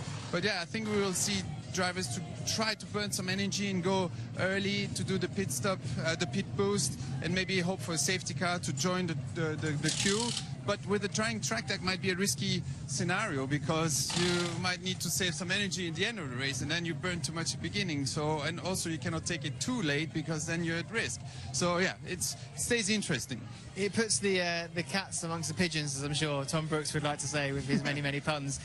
Yeah, choosing when to do that, and also how you combine the attack mode. I really like seeing almost like the 3 choices when it comes to pit boost. You've got the undercut, the overcut, or the gamble, as I call it. So very, very, very exciting indeed. There's lots to come ahead. You know, the ultimate thing being, can this man here do the business and get his World Championship title, the first for Nissan in any FIA category today? There's a lot at stake. It's exciting. Looking forward to seeing what can happen, Andre.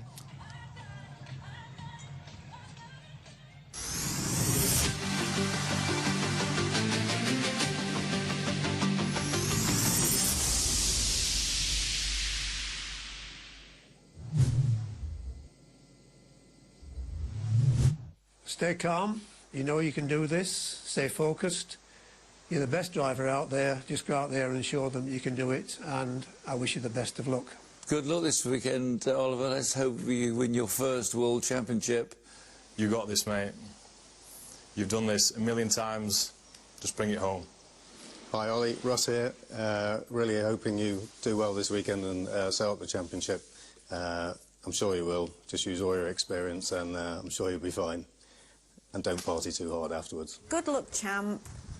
Do what you do your best and come home safely. And we all love you.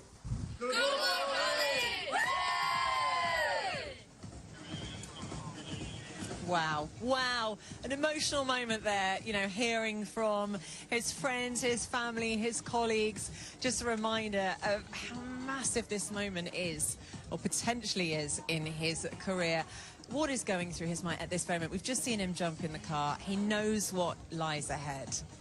In the nicest way possible, Nikki. I think he's trying to block all of what we've just shown out, because those messages are very encouraging and it's very supportive and nice, but whatever he's been doing this season without all those distractions has been working. So I think for him it's getting back to that same mindset of, okay, just keep doing what you've been doing this season, because so far it's been more than enough to give him a commanding championship lead.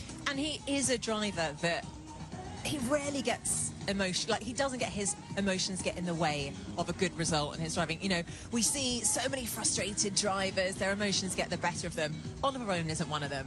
He's not, but actually I'm really glad he wasn't watching that before he just drives. I think that would make anyone emotional, seeing those messages from your family. But it's lovely because he's such a family guy. We often see his daughter here as well in the paddock. He really takes his family with him on this ride. But he's, as you say, he's got a comfortable lead at the minute. He's not feeling that much pressure. If I was sat on the grid, I think the most pressure is probably on Pascal Wehrlein's shoulders right now. He knows it's make it or break it for his championship defence. Also, I mean, a fair amount of pressure for Mitch Evans, who's there at pole position. He's had no points on the board this year. He had his first win in Sao Paulo and nothing since. So he needs to show the team that he is a top-class driver again. I don't think, I kind of disagree, Nikki. I think that he hasn't got any pressure on his shoulders, because his season has been, you know, that poor since Sao Paulo. It feels like he's got nothing to lose. He's on pole position. He's in the best starting position, considering in these wet, tricky condition races, there's spray and all those things for the drivers to deal with.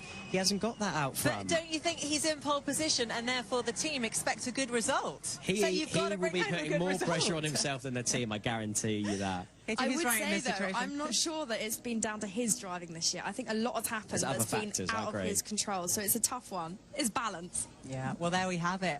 After seasons of relentless hard work, risk and determination, it all boils down to this. Mitch Evans on pole position, Robin Freins alongside. But can Oliver Rowland seal his first World Championship title? We'll soon find out.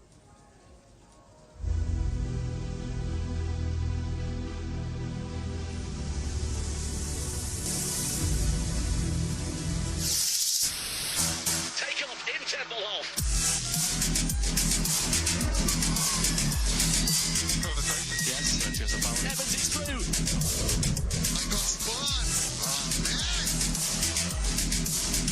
Oh, contact that Mortara. Full push, gloves are off, elbows out.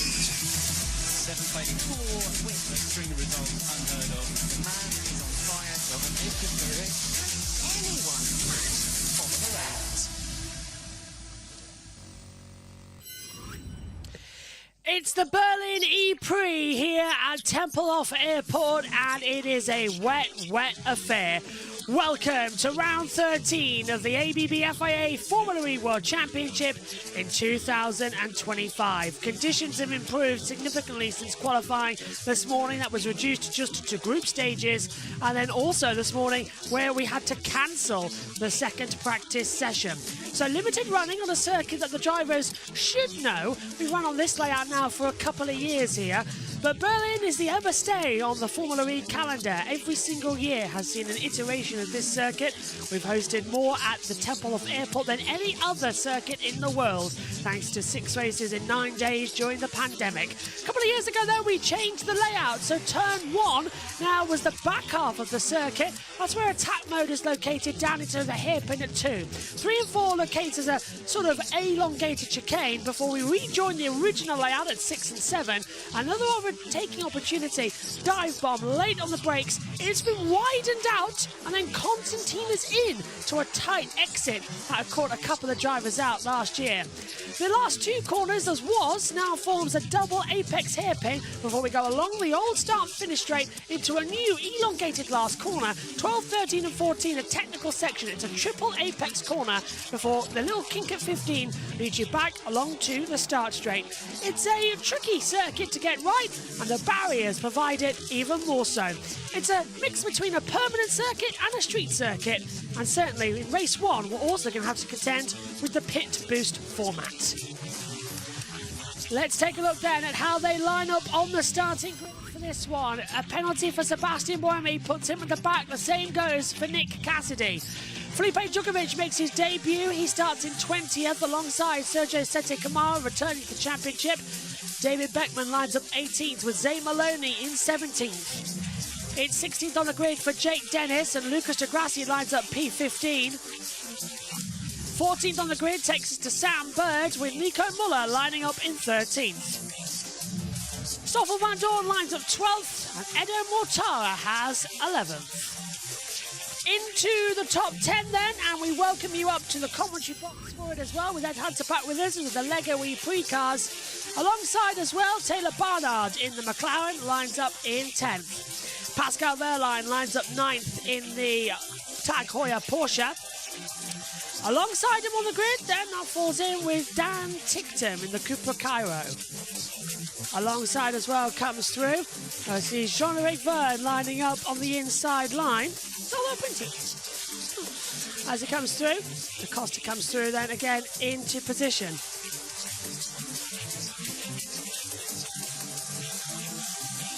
So after that, it's Gunther and Hughes, followed then as well by Roland. Freins has second grid on position. And pole goes to Mitch Evans. A 1:11 come the race. What on earth can he do in better conditions? Well, we've run out of black printer ink, so the only two pages that printed are the track map and the race information sheet.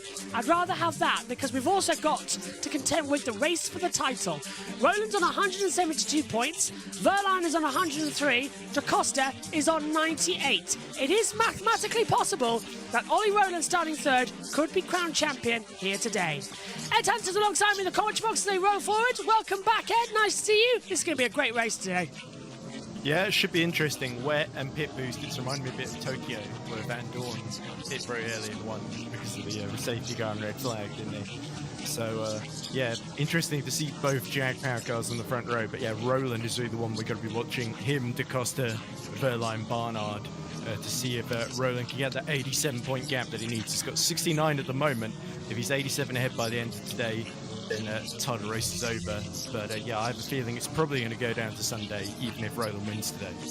Revs are up, we're ready for a start. The lights come on, 4 and 5.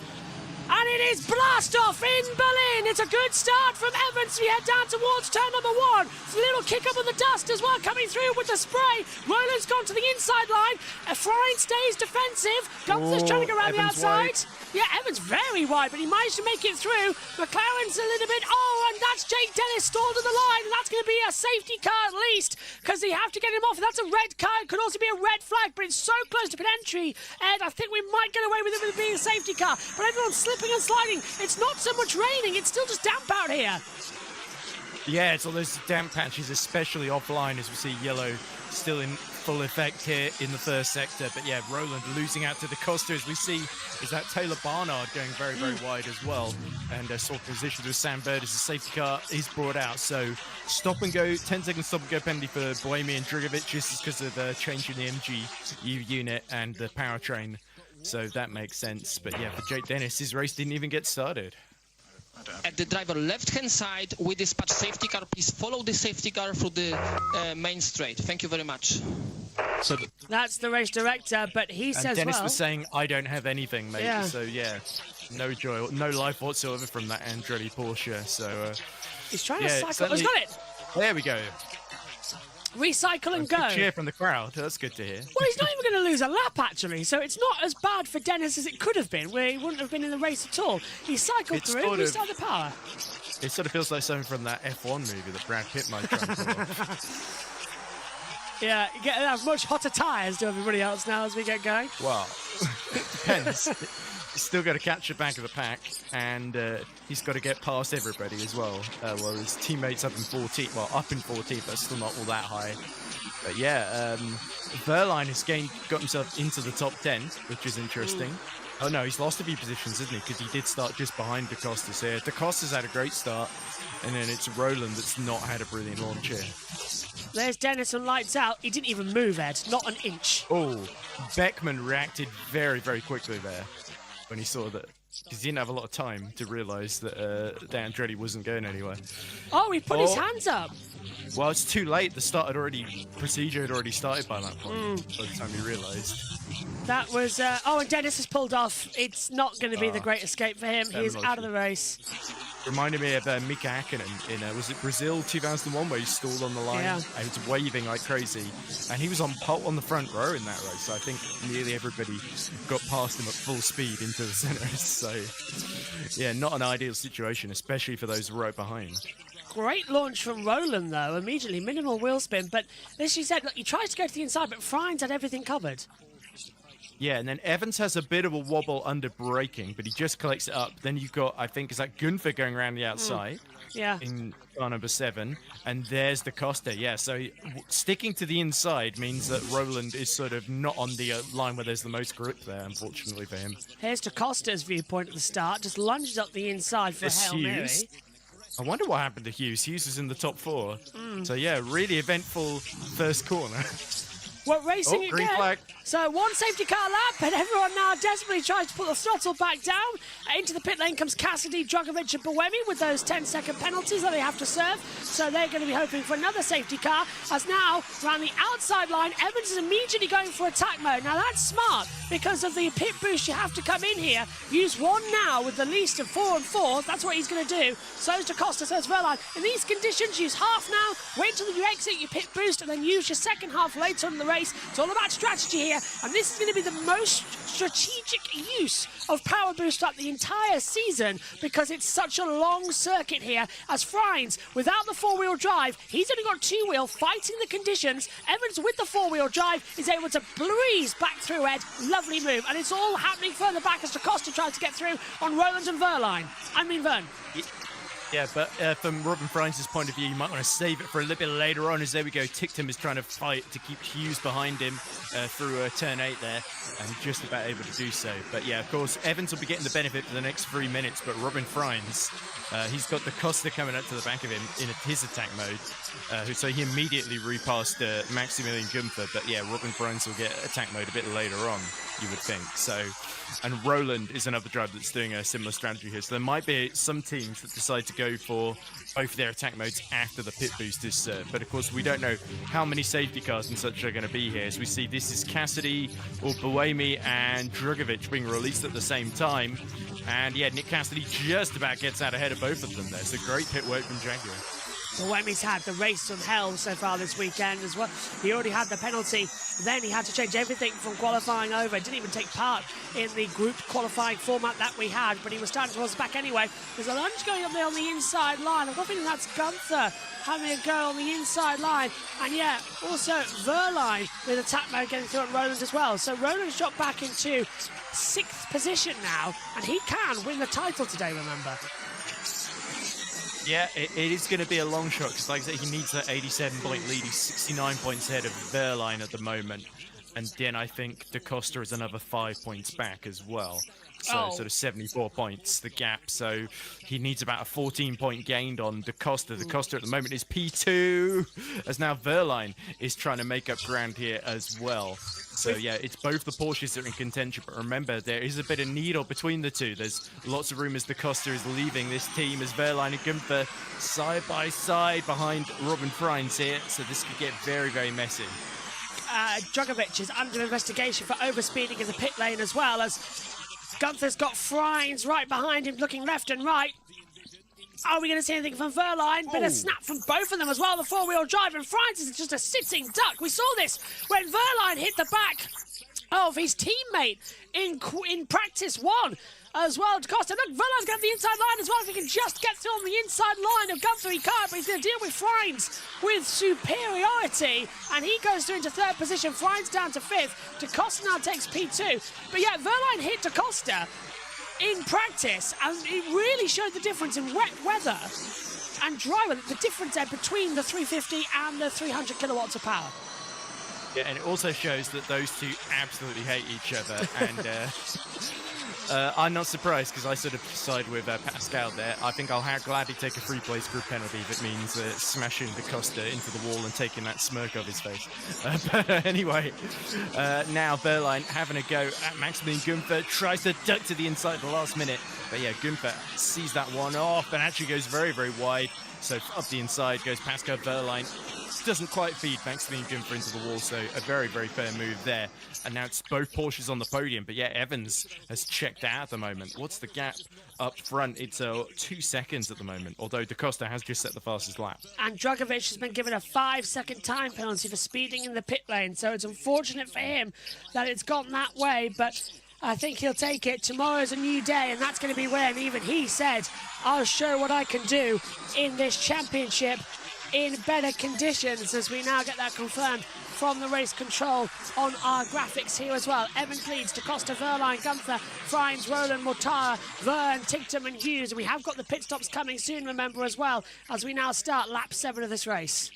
Remember, Dragovic was only serving that drive-through because Nick De Vries, who would usually be in that car, had it sort of because of the powertrain replacement. So it wasn't really Felipe Dragovic's fault. It was just that's the state that car is in with its usable components at this point in the season. And it's the exact same rule in Formula One. If you join mid-season, you sort of inherit the bits of car that the components that your predecessor was using effectively, because otherwise people would just replace drivers every round and bring a brand new car for them essentially, and that would carry with it a little bit of an advantage. We see Hughes now has passed Roland as Roland has gone into his first attack mode. Crucial moment for him as we see Maximilian Gunther trying to go back around the outside of Pascal Verlaine. So it's the two Germans fighting for the podium here. Trying to cut back on the inside line, he's done it. Brilliant job from Gunther in the last of his attack mode. He's through as Jay Penske watches on down in the garage. First time I've seen Jay without his glasses on, actually, in a significant number of years.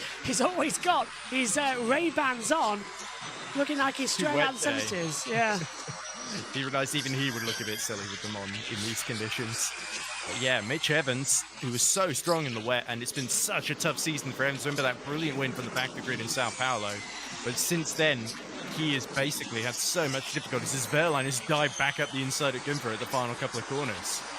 Just been told that if you're watching our IndyCar coverage of practice, there's a yellow flag out there as Carl Kirkwood's gone into the wall. So coverage continues on the main JB Motorsports, and the World Superbikes is in operation as well as Freins goes into attack mode.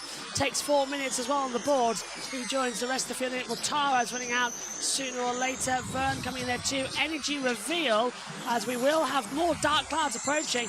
Yeah, as I thought then, everyone around about 80% in this stage. Gunther's actually the worst at 79, but he has taken the attack modes.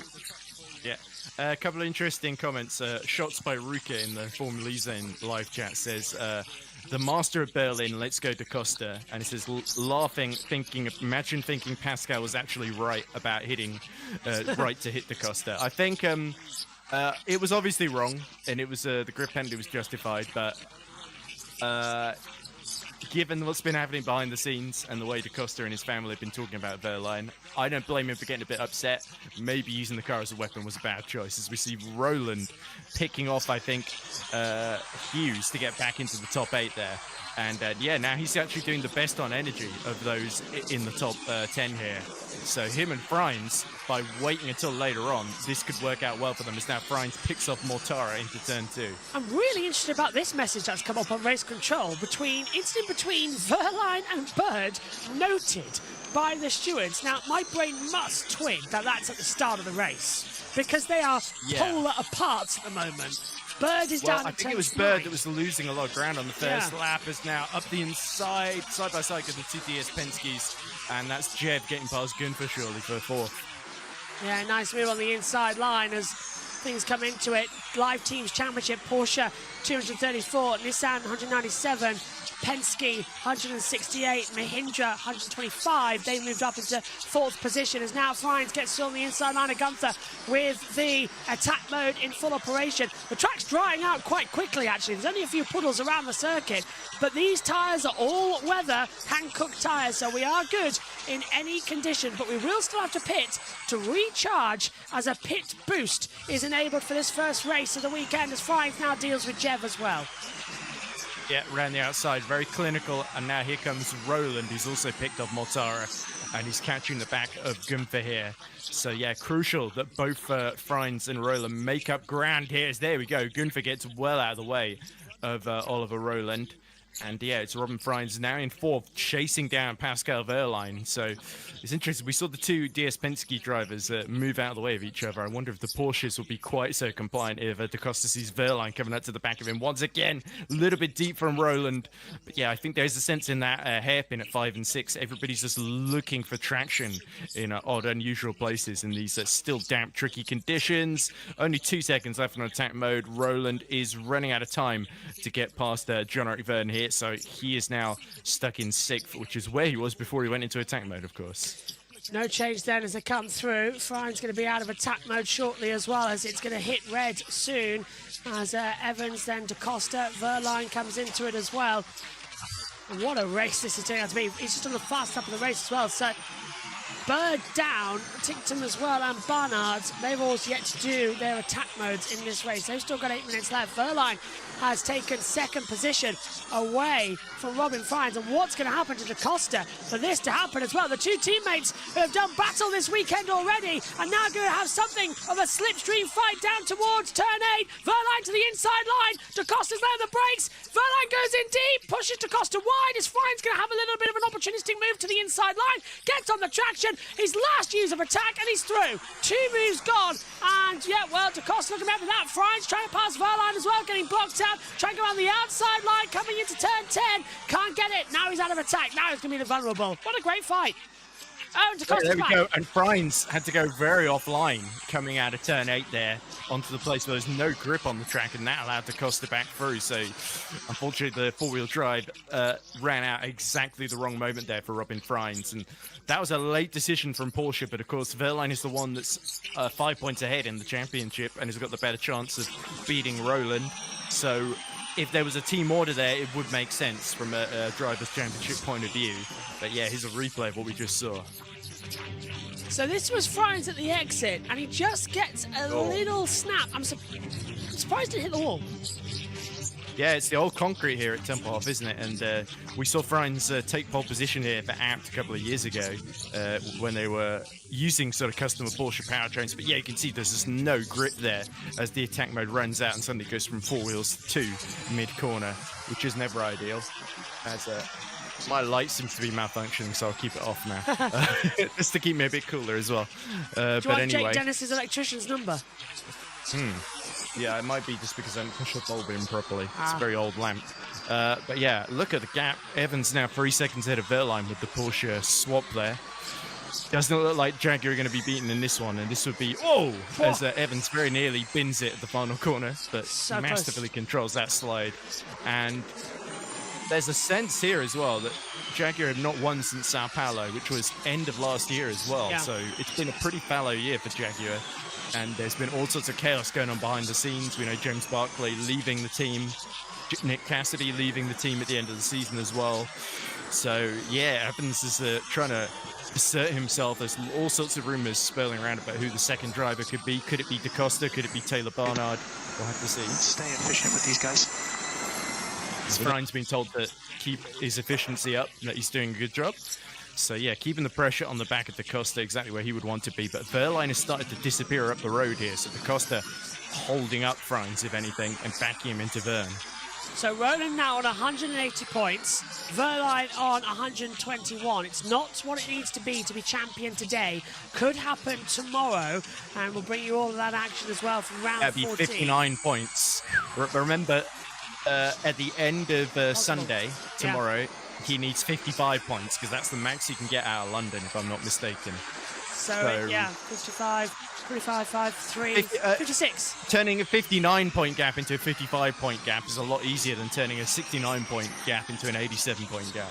That is indeed a lot easier. And London is unpredictable as well, as we know with Formula E, and that's going to be in 2 weeks' time. Let's have a listen to Franz again. Energy is strong. It's you and Roland are the strongest in the top 10.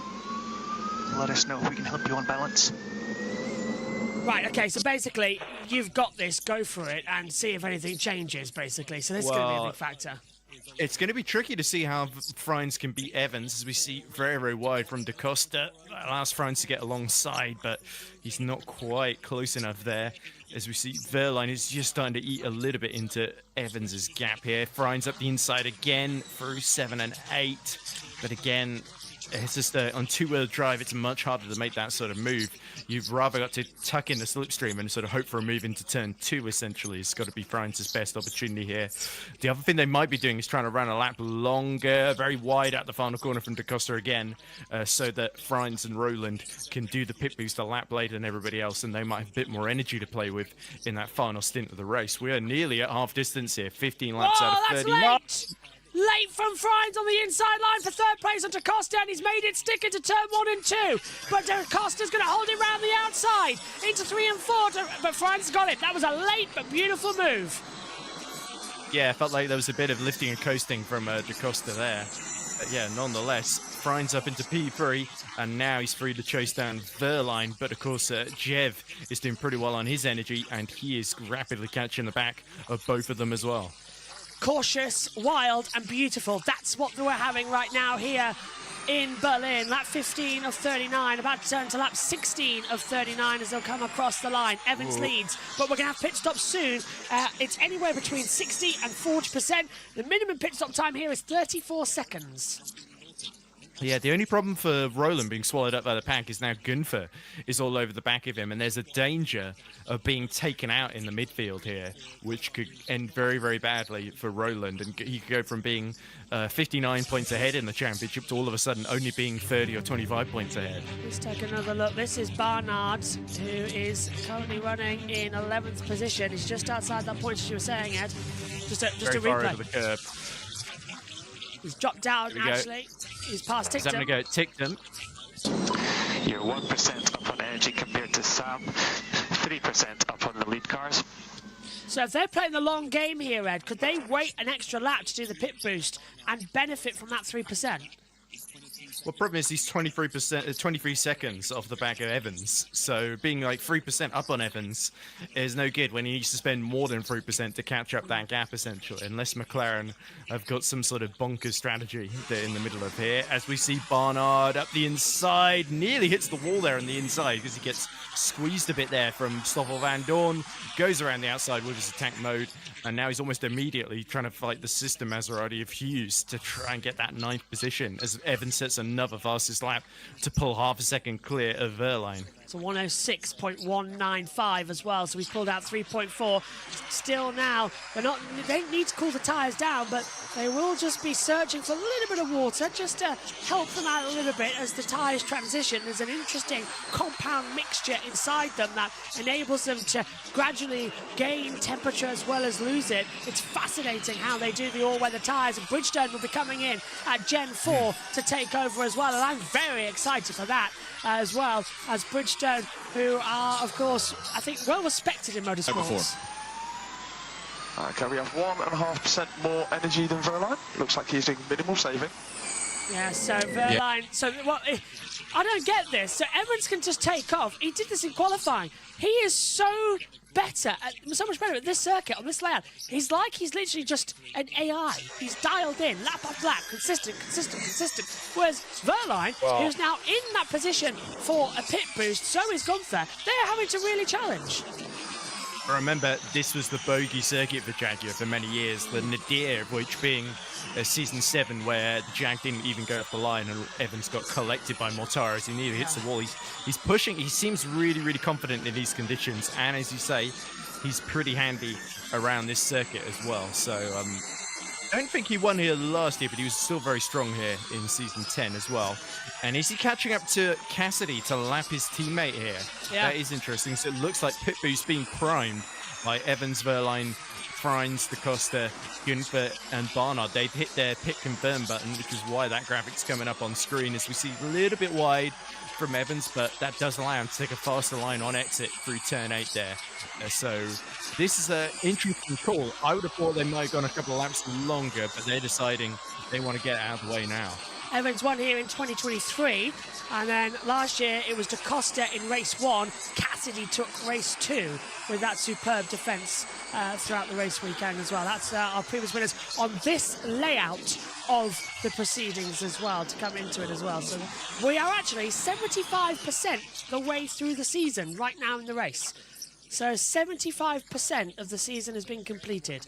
So going for pits first. Right, so it's a 34-second minimal stop here as they'll recharge the car. An extra, was it 3.85 kilowatts of power in the pit boost is unable to be regened into these cars, and then we'll go again. Oh, and around the outside goes, is that Gunther having just done it? No, he's still out there the circuit. That's that's Vern lapping some of the back markers. That's Zane Maloney being lapped there. And this is what we got told yesterday in practice. The fact that lapped cars are going to be a factor in both the races, not just the pit boost today, but tomorrow as well, because it's going to be so much slower in order to make it to the race. We're seeing a proper sort of Grand Prix, in effect, in the E-Prix. In just, 39 laps. We've got lap traffic, Ed, and we've got them everywhere on the circuit. Here's where they're There's much pressure might under from behind. Can we leave the attack till later?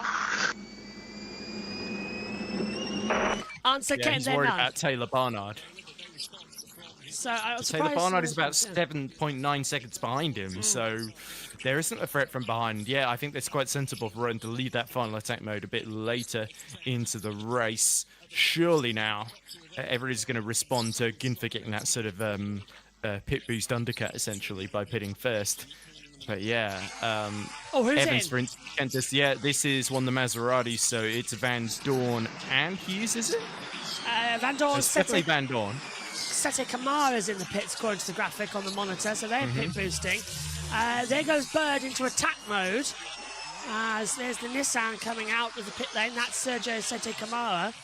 I think the reason Maloney went a lap down is because he went into pit boost, essentially, very early. So it's going to be confusing. Also, we're working with a bit of a television delay, thanks to TNT showing the World Superbike race on 2 channels. TNT 2 and 3. Well, ITV's not much better. They're just showing it on ITVX. So. Yeah, I actually put it out. It's a shocker when we could have a title decider with a British champion, and neither channels are showing it. Honestly, Formula E in the UK need a better TV deal ASAP. But haven't you seen the Formula E website where they're boasting the biggest figures ever? Like the Mexico E-Prix got more views than the Las Vegas F1 race. No. Which is, I don't believe for 1 second, but you know, it does feel like they're fudging the numbers a little bit and saying anybody who accidentally tuned in while channel surfing counts as haven't watched the whole race. So the pit leader, it says, is Gunther. Out the pits comes Sede Kamara right behind. I nearly called him Sasha Fenestras there because I'm just like instead of who was the other Nissan reserve driver, and it's not Fenestras because Fenestras I think went back to Super Formula in Japan. Super Formula, yeah. Right, is that Evans pitting from the lead? I believe it is. Right, it's Cassidy.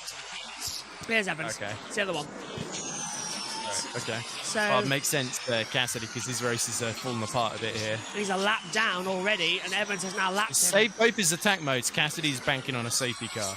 That's his only hope right now. Pit boost now in effect as it recharges up on the green. Several attack modes are going to falter soon. Vern, Hughes, Degrassi.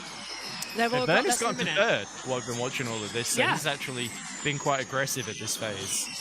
Great job from Jean-Eric Vern then, as now we ride on board with Oliver Rowland, the championship leader, who is cool, calm and collected, and was on FaceTime with his daughter during the cancelled FP2, which he tried to get to look at the television to see that she was on screen several times. She finally realised, but she put a dog filter on her face as well on one of those phones. So, hey-ho, as they come through. That's like the most interesting thing that happened in FP2. It was. There we go. Yeah, Cassidy comes out right next to, who was that? David Beckman. He's got to let Beckman through. He's not on the same lap as him. Beckman is a lap ahead. He is in 13th position. Let's hear from Evans. Okay, reminder, we have magic paddle if we need to open traction as it dries. Now, the magic paddle has got a variety of numbers. Usually that could mean it's brake bias. That's the most useful thing with magic paddle. But here, it's about how much energy deployment you can use at any one time without going into an overboost situation. As John McVern now into the pit boost as well. And different procedures here for when it's wet. The mechanics are not allowed to continue holding the attack charger. They're only allowed to plug it in, step back, and then plug it out. So they're not allowed in wet conditions to hold it all the time. Yeah, and you're only allowed a certain amount of mechanics working on the car in the first place during the pit boost stops. So yeah, it looks like Vern is going to get away first, potentially ahead of the Costa here. Oh, there we go. Around the outside, so a long stop from Da Costa, who seems to have lost that third position. Minimum pit stop time. 34 seconds, you have to have the minimum, and it's straight out of the pits. Go on.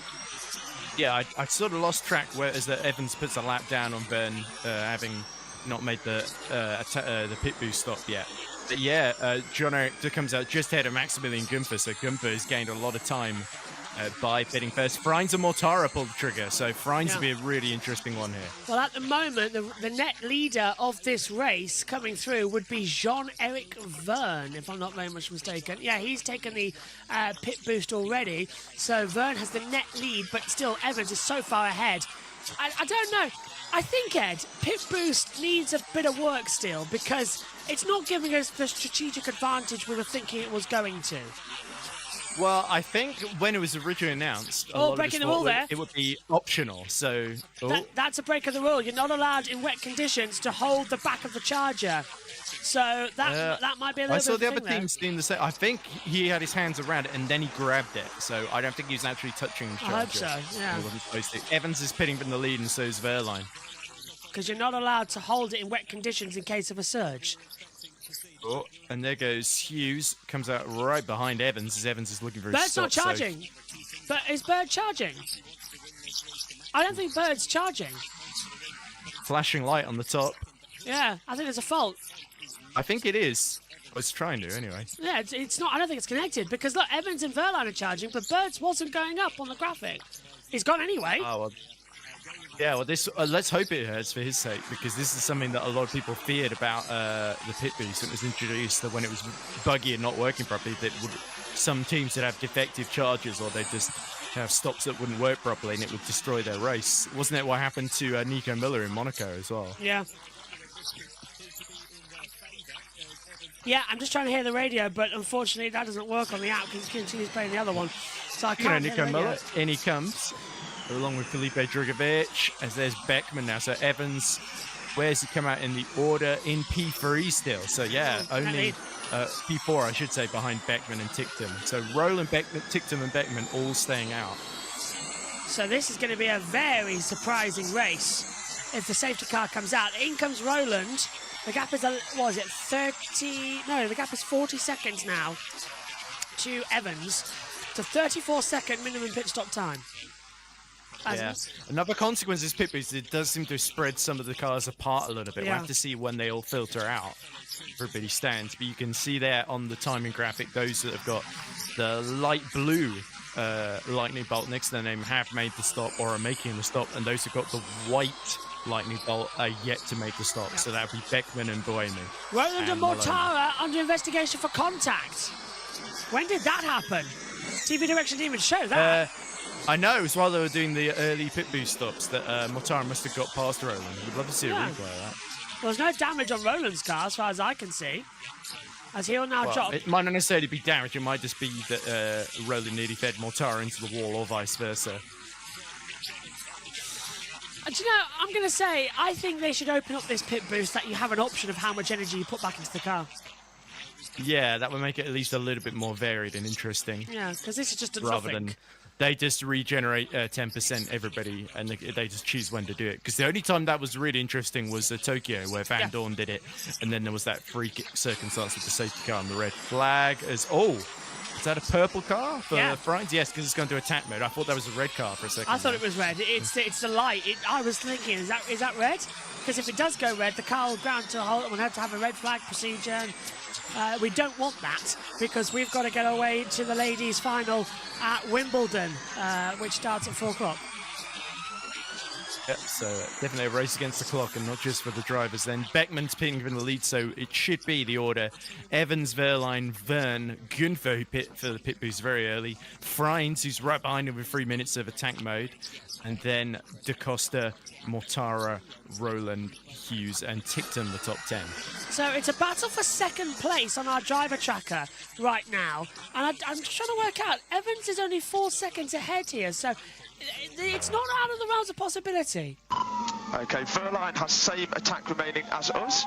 2DS's P3, P4 have already taken both attack. We're in a good position. I think that brings me back to the games console with the 2DS and the 3DS. Oh, what a time. Yeah, there we go.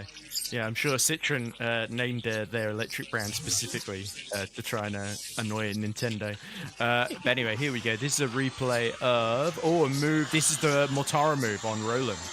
Okay, that So is... there we go. Yeah, that's Mortara. To me, Mortara barged him out of the way from very, very far back.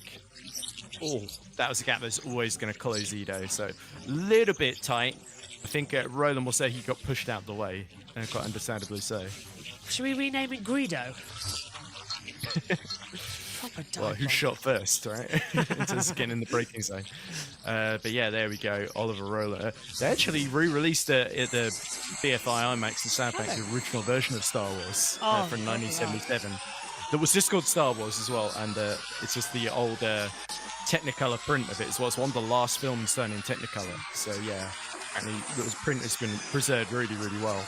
And it's one of those films that Lucasfilm has sort of been basically trying to stop people from getting access to the original version and just only having the special editions or whatever. So it would make a lot of money if they did really release the very, very original version, but that's not what Lucas does. Anyway. Beckman and Sete Kamara. Sete Kamara's dropping. I think Sete Kamara's done something, but Beckman's come to a stop. Got a yellow flag out on turn 4. I can't see if anybody's dropped off. It's double yellow. Still ahead of Cassidy. We saw Maloney being lapped there. Could be Drugovic in trouble because he just went to attack mode fairly recently. Now has Sete Kamara. Franz has got a minute left. He's been closing on Giver, but this yellow flag could really scupper his chances. Well, we're about to see what it is. It's a double yellow. Friend is in this section as well. I think it's Sete Kamara. Oh, no. Yeah, there we go. Where? Kamara and Bateman following each other for some reason. I can't... Oh, there we go. Oh, hang on. It is. Oh, it is Beckman's into the wall then. That's it, safety car, definitely. Safety car's out. Beckman's hit the wall and it's right in the firing line. That needs to be an instant safety car. Not just thinking about it, that is right on the racing line. Drive to get in front of the two. This is very good news for Verline, very good news for Cassidy, and very bad news for pretty much everybody else. That is not the way we were thinking as the safety car gets called. Yeah, David Beckman is fighting for his drive at the moment in front of his home crowd. That's exactly what he didn't need to do, bang it into the wall. But we don't know if he got pushed or not by Sete Kamara. So, safety car's out. Recovery vehicle will come onto the circuit. Let's hope it's going to be okay. Right, let's take a look at this, Ed. So, car's coming out. There's Sete Kamara going into attack mode. And Sete Kamara immediately goes up the inside of Beckman. Oh, and tags him around. Oh, dear. It is exactly what happened to, Sasha Fenestras in the other Nissan last year, if you remember. Yeah, and Buemi nearly sideswiped Sete Kamara. That was horrific. That would have been a huge accident. I apologise, David Beckman. That was pretty much Sete Kamara's fault. Yeah, Formerly race rusty. But the way it looked like he hit the wall himself. So and there's an irony here as well that Sete Kamara was replaced by David Beckman and he's just destroyed Beckman's car. So showing exactly why Cooper Kira did not keep him for this season. Shouldn't be long, safety car. They can drag that back up towards the runoff area. So we should be going in the next lap or so. At the 10.5, we dispatch the safety car, and we will recover the car. So over 2 minutes and 39 seconds, we'll get... It'll be one added lap. Should be. Yeah, the interesting colour on that Porsche Taycan. because you know Porsche have done their sort of purple and sort of sand blue sort of thing. The safety car seems to be in sand blue. It's almost like it's gone rain coloured. The safety car. Oh yeah. Oh, that's interesting because it wasn't that colour in practice. It was purple. Oh, then maybe they recolored it while they're waiting for FP2 to start. Yeah. Because that has changed colour. Unless I've blinked and it wasn't that colour this morning. I swear it was purple. So this is the situation in the championship, by the way. It'd be Roland 178 points, Wehrlein 121. So, of course, if we do a little bit of maths, 178 minus 121 is, of course, 57. So again, not quite the 59 points that he had on the Costa earlier, but the Costa really losing out just before the pit boost sequence. This is still absolutely playing into Roland's hands here. He's doing pretty much what he needs to set himself up for tomorrow. It's really a case of just Roland staying out of trouble in the rest of this one. He's still got 4 minutes of attack mode.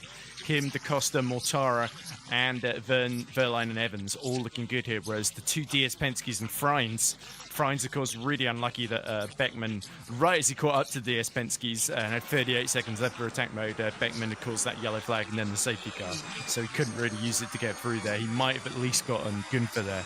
But yeah, the greatest aggressive strategy from the DS Penske seems to have worked out for them so far.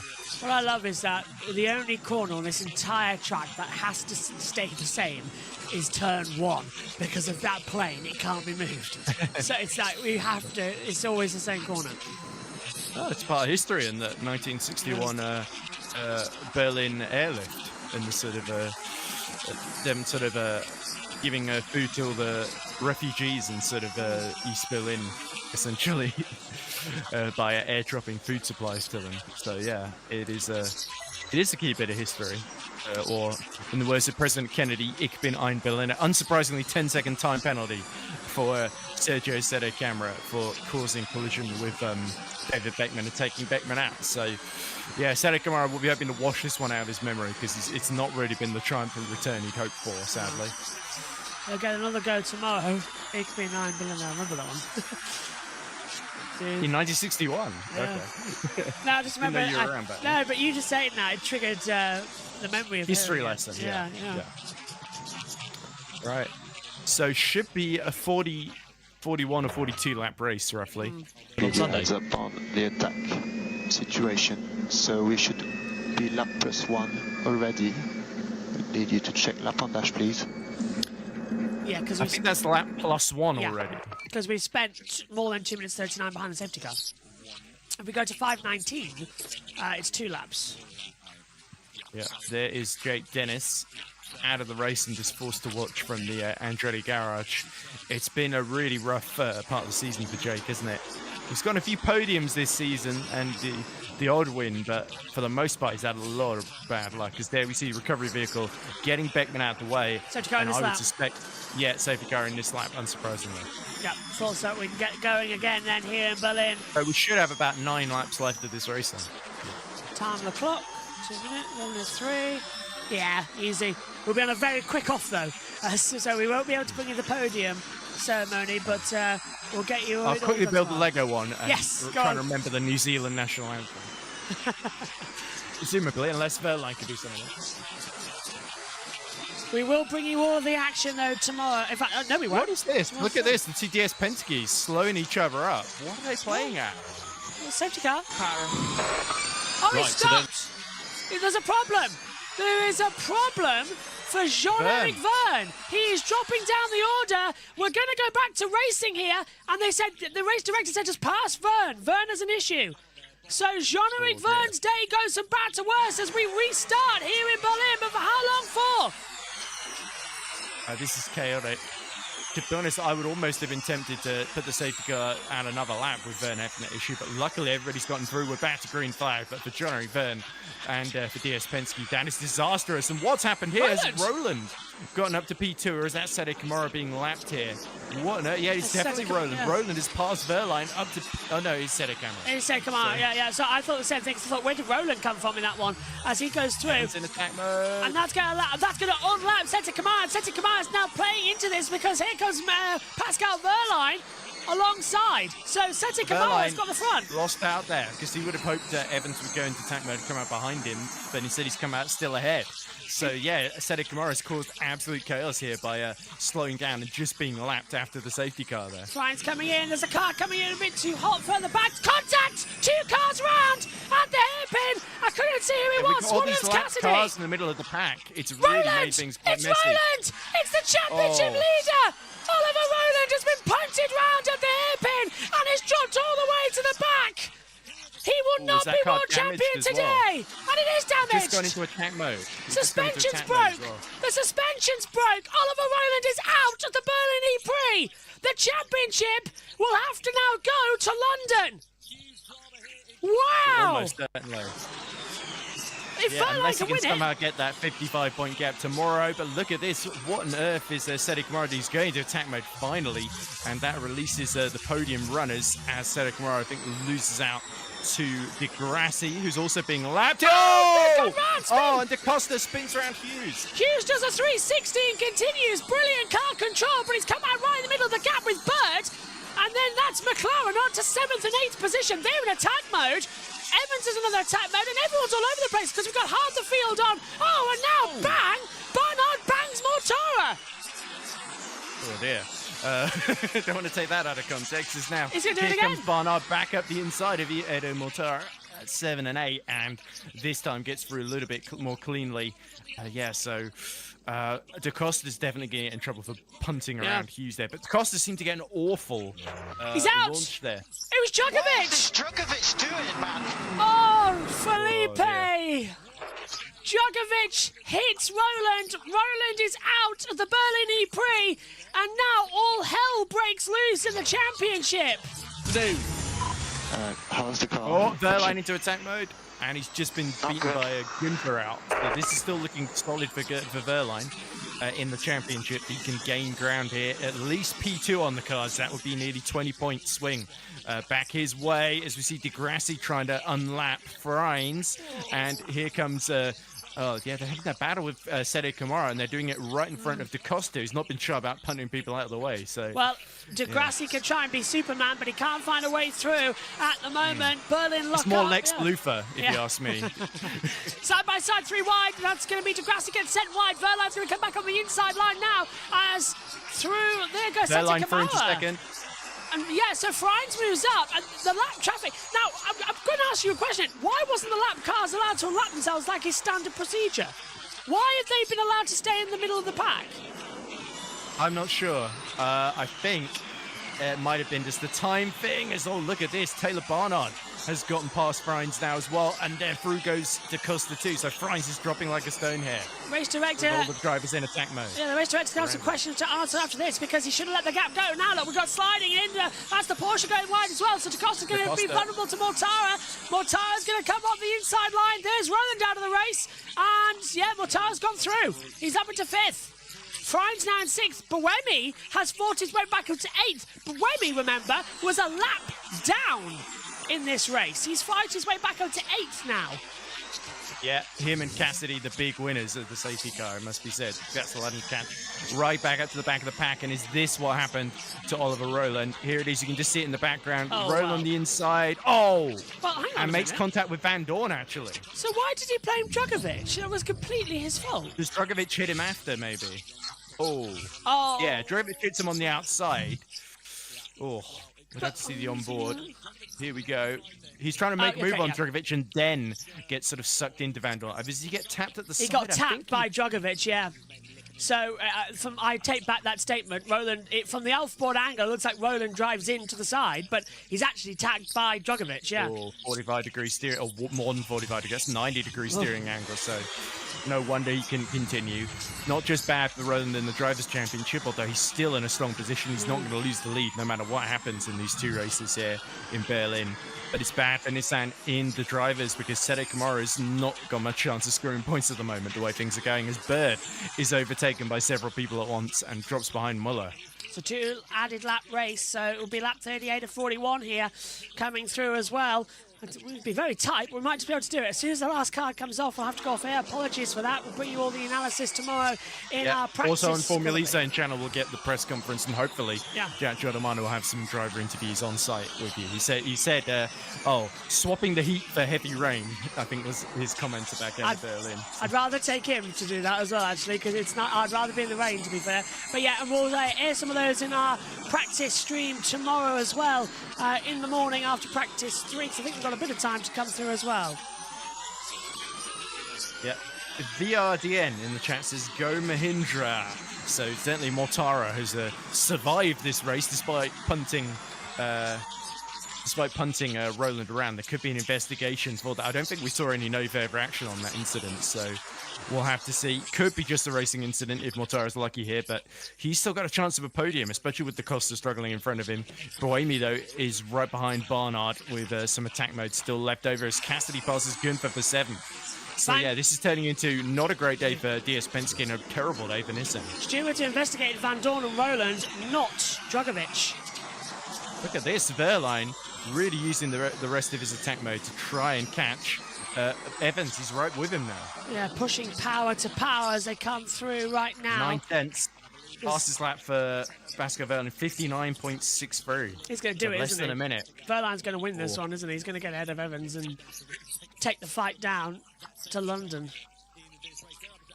Yeah, but of course, it would still be about just under 50 points, I think, at the moment. We'll have to work out at the end of this, but yeah, let's see. So it would be the gap at the moment. What was it? 69 points minus 25. That would be what we need to work out. So yeah, let's see. 69 minus 25 equals 44. So that would be the case if Verline can win. So yeah, that is less than 2 wins, considering we're looking at over a 70-point gap for Roland much earlier on. It's nearly halved now with that 1 retirement. Let's hear from Evans. Okay, Verline out of attack. This is a straight race to the finish. With 2 laps to go here in Berlin, and it's Evans versus Verline, Jaguar versus Porsche here in Berlin, and who's going to win it? Well, Verne is, by the way, now complaining about something to the stewards. So Jean-Luc Verne is going to the stewards, I've been told, as well to come through. Yeah. Muller up to P7. He's had a great recovery too in this race. But yeah, this is the one thing that might help Mitch Evans here, even if the Jag doesn't quite have the pace as it dries up compared to the Porsche, is that Verline is a bit under the weather this weekend. And you see an example of that. He makes a small mistake under power coming out of turn 8. And could that have handed the win to Mitch Evans here? He was right on the back, and now he's lost a full second again. So that small issue from Pascal Verline might be the breathing room that Mitch Evans wants. The dry lines are starting to appear as we start the final lap here of the Berlin E-Prix number 1 as we head down in towards turn number 1. Is Verline going to be anywhere near the back here on the inside line? No, he's just on board looking at the onboard camera, and I think Evans has got this one. He's going to be get another win here in Berlin on this layout. Crazy fight for 6th, though, behind Nick Cassidy, who's just gotten through. Gunther is 7th. Buemi's back up to 8th, and Ticktum has just passed Muller for 9th as well. So it's already kicking off, and Sam Bird agonizingly just outside the points. It's going to be very close now. Verline's closing up massively as they come into the braking zone. Down at turn 8 and 9, they'll hold in together. Evans has that inside line. Verline's going to get a good traction coming out of the corner. Can they do anything down to the braking zone? Just 2 corners left then here in Berlin. Then literally running out of energy. They'll have to lift and coast to the line. Verline's using every bit of power he can. Timing screen swaps over. It's out of the last corner. Straight run to the line. Mitch Evans wins for the first time since Sao Paulo, Brazil, and he wins in Berlin! Evans wins again! Fantastic win then for Mitch Evans from pole. He had that in command, but Verline really put in a strong challenge from much further back in the grid. So the championship is still on, but there's a slim chance for Verline still. But yeah, Mitch Evans, that was a well-deserved victory. Jacosta's been given a time penalty for causing a collision. Eduardo Mortara is on the podium in 3rd. Well, that's good news for Mahindra then, unless Mortara himself gets a penalty for bumping off Roland earlier. Yeah, and then we get Barnard could be on them for a podium. Roland watches on, and, well, you just have to hold on to what's going to happen next. Mitch Evans wins, and the 8 months of torture is over. Yeah, 51-point gap in the championship, as you can see there, I think. Yeah, between, 171. Evans, between Verline and Roland. So Roland, if he just gains 4 points on Verline tomorrow, he could still seal it. So it's Evans, Verline, Mortara, Barnard, Cassidy, Gunther, Boemi, Muller, Ticton, DaCosta, Bird, Van Dorn, Frines, Hughes, Seta Kamara, Maloney, Dragovic, Degrassi. Out of the race came in with Roland, Vern, Beckman and Dennis. Ed, final thoughts from you, please. Yeah, good first race. Tomorrow should be interesting without the pit boost. Be nice to see a dry race for a change as well. Yeah. But yeah, you've got to feel happy for Mitch Evans there, because it's been such a tough time for Jack. So much uncertainty about their future. They need a big result. They got it. He says, there's a fairly few happy guys in the garage. You've done us proud. Absolutely mega job, mate. Well done, is what Evans is being told by his engineer there. So, yeah, for Verline, championship is still on, but 51 points behind. He is just going to have to keep scoring podiums and hope that Roland just keeps having bad luck, because it does seem things have slightly turned against Roland in this second phase of the season, haven't they? Thank you, Ed. We'll see you tomorrow for all the action, and we'll see you all here as well. You can catch up on all the news on the Formula E Zone YouTube channel with Jack Jim on the trackside and all the press conference news. We'll see you tomorrow for practice 3. But Mitch Evans wins. And Mitch, it's your second race of the season, but after that frustrated period in between without points, it must be good to finally put that run behind you. Yeah, massively. It's been a really tough season. 4 different reasons. We've been lacking pace, reliability. It's been a strange one, to be honest. So today, actually waking up in to the wet weather, I was not expecting to be as strong as I was today. But from the first up in quali, it was a rocket ship, and that just makes life a lot easier. So yeah, quite happy to end this kind of pointless drought. Obviously, the championships, not even in our focus. Just want to try and salvage something from the season, and put ourselves in a better position for next year. But yeah, today was a good step towards that. That's now 2 wins from 3 races for the team after Nick's victory back in China. That must be a huge boost to the team for the reasons you've kind of suggested already, the kind of strange season you've had as a team. Yeah, massively. Yeah, both sides have had just a really unusual season. But yeah, Nick's kind of had a similar day to what I had today in Shanghai with the wet. Actually had a really good race today, coming back after the penalty, stop-go penalty, and finished 6th or 5th, I think. So yeah, just much needed points for us, and we just got to try and bank as many as we can to try and finish as high up as possible. Yeah, so yeah, today was a good day for that. When you have changes to a race day and the routine like we've seen today with FP2 cancelled and qualifying changed slightly, how does that affect you as a driver? Obviously, you still put it on pole position, so maybe it didn't affect you too much at all. Honestly, I think we all adapt pretty easily to all conditions, so it didn't really change much, to be honest. It's just all about like kind of understanding the conditions at the time and just adapting as quickly as possible. But I think we all did that really well. So yeah, I mean, obviously you always want a practice session, and getting sessions cancelled is never great, but is what it was, and you always got to be prepared for those circumstances. We've got another go tomorrow. Are you going to open those curtains tomorrow and be happy to see if it's another wet race, or would you prefer it to be a bit drier? I don't know. You just never know. I've had a massive mixed bag in the wet this year. I've been slow, I've been decent, and then today it's been really strong. So it could be wet tomorrow and things change. People improve, or yeah, it's just really hard to read at the moment. And the dry, we seem a little bit further off. So probably maybe got a better chance in the wet, but is what it is. I kind of want it to be dry just so we can keep learning, because we're experimenting a lot with things to help for next year. So yeah, it is what it is. Can't really change it. We just got to try and make the most of it. Okay, congratulations again, Mitch Evans, our race winner then. On to you, Pascal. Obviously, second place is still a great finish. It didn't sound like you were too pleased with second place on the team radio. Did you feel maybe the win was a possibility at one point? Yeah, I think so. Yeah, with different circumstances, for sure the penalty didn't help, lap 1 didn't help.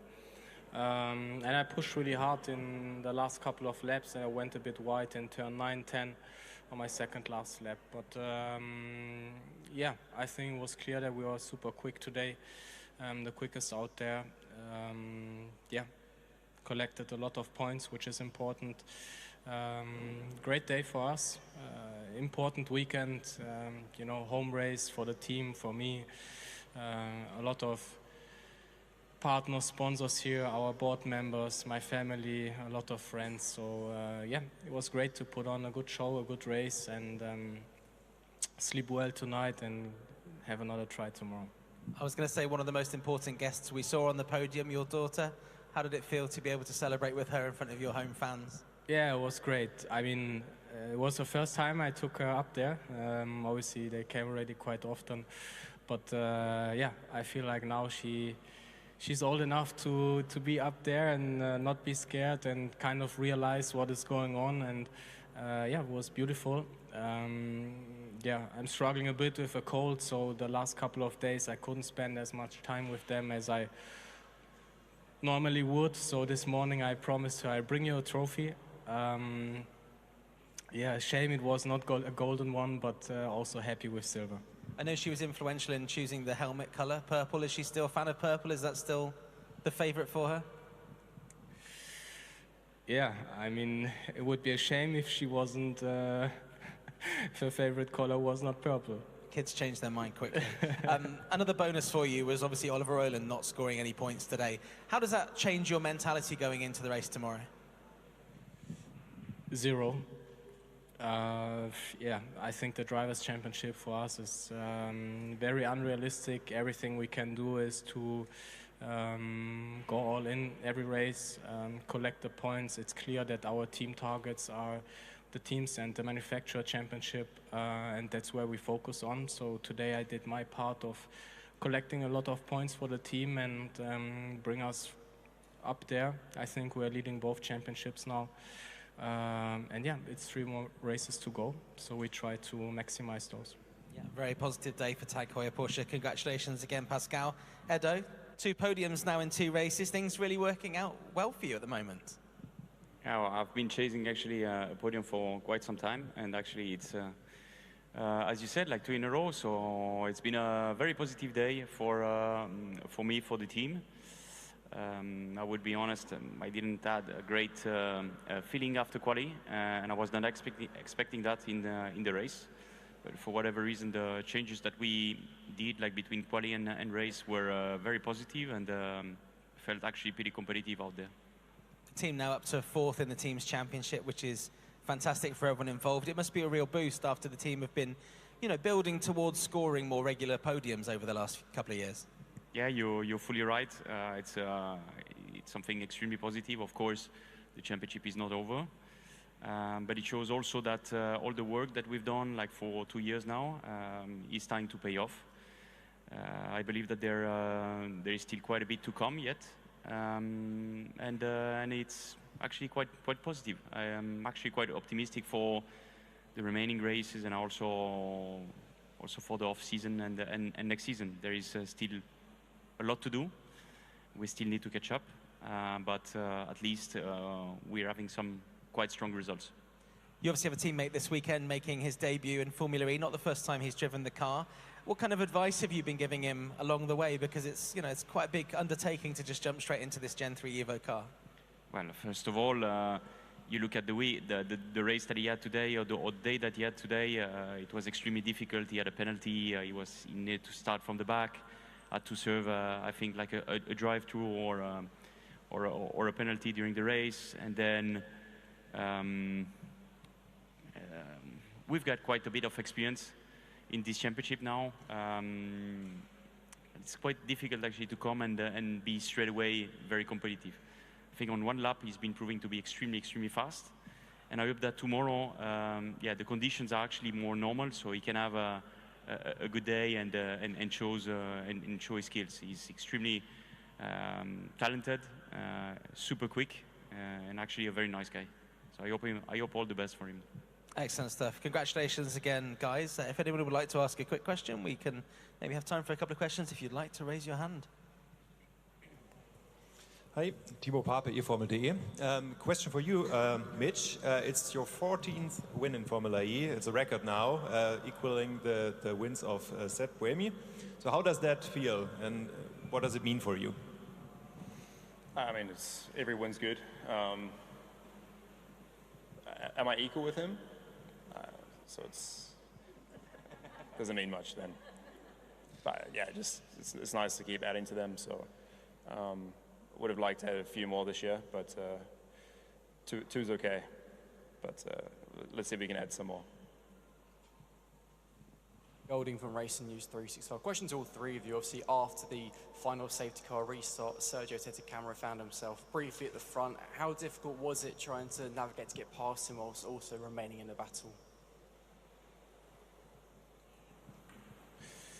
It was a little bit confusing because I thought he would have got, like past me and then gone back onto the lead lap. No blue flags as well, which was unusual. Once I went through attack, he was in front. So, yeah, not ideal because I also had major braking problems as well. So it's just something else to deal with. But yeah, unusual why. It's like they just turn off the blue flags for the whole race instead of just around the pit window. So he didn't make it easy for us. But yeah, strange. I think it was more penalizing for probably other guys, but yeah, strange. Yeah, I found it very weird what happened. I mean, I lost a lot of time behind him, and yeah, I don't know. In some ways I would understand, but in some ways I don't. So should be a blue flag, like Mitch said. There was 0 blue flags. I think they were telling them on the radio, but we don't even know what the rules is if we are told on the radio. I don't know, it's just weird. It shouldn't happen. Should get out of the way in the first corner. Obviously, not the day you would have wanted. Can you just explain what happened at the start, obviously not going, and then obviously you did get it going, and you weren't a lap down, so there was a potential chance to carry on, but obviously wasn't to be.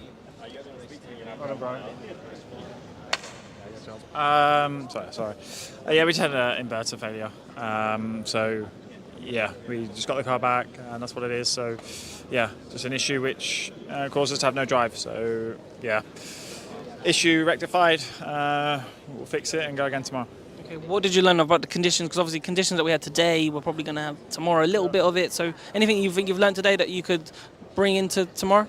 I mean, it's the same for everyone, so I think everyone's probably got even more practice than I have now. I've just done a whole race where I didn't do any running, which puts us on the back foot a bit, but yeah, nevertheless, it's what it is. We go again tomorrow, but yeah, plenty of learning to be had, and yeah, hopefully we can do some running in not too torrential conditions. Well, Nick, obviously starting 21st is not the greatest of things, and then you had the stop and go, but you did an absolute masterclass in making your way up that field today. Can you try and talk me through some of the high moments from that? Thank you. I mean, firstly, I'm really happy for Mitch and the team. First and fifth, considering our penalty and general conditions today, was an outstanding result. From my side, the race, I think we executed everything perfectly. I had really good pace in the middle of the race to kind of stay on the lead lap. I knew what Mitch's lap times were, and that was important to make sure I kept that gap at that point. And I think he was definitely the reference today. So when I knew that was happening, I knew that would be in a good shape and being able to fight in the end if we were with the field, and sure enough, that's what happened. And I know that this is the first win with Mitch, with Alan. Have you kept Phil at all, or are you back with your older racer engineer? I've always had the same guys, so Jeff's on my car, on my radio this weekend, but Phil's around. When Phil was on my radio, Jeff was around. It's just two awesome guys that I'm always working with, which is really awesome. Yeah, sounds like a nice collaborative environment. And kind of what's the goal for tomorrow? Obviously, it looks to be wet again. It's a great track record of it being wet. You in Shanghai, Mitch here. Do you think another victory or maybe a podium is on the cards?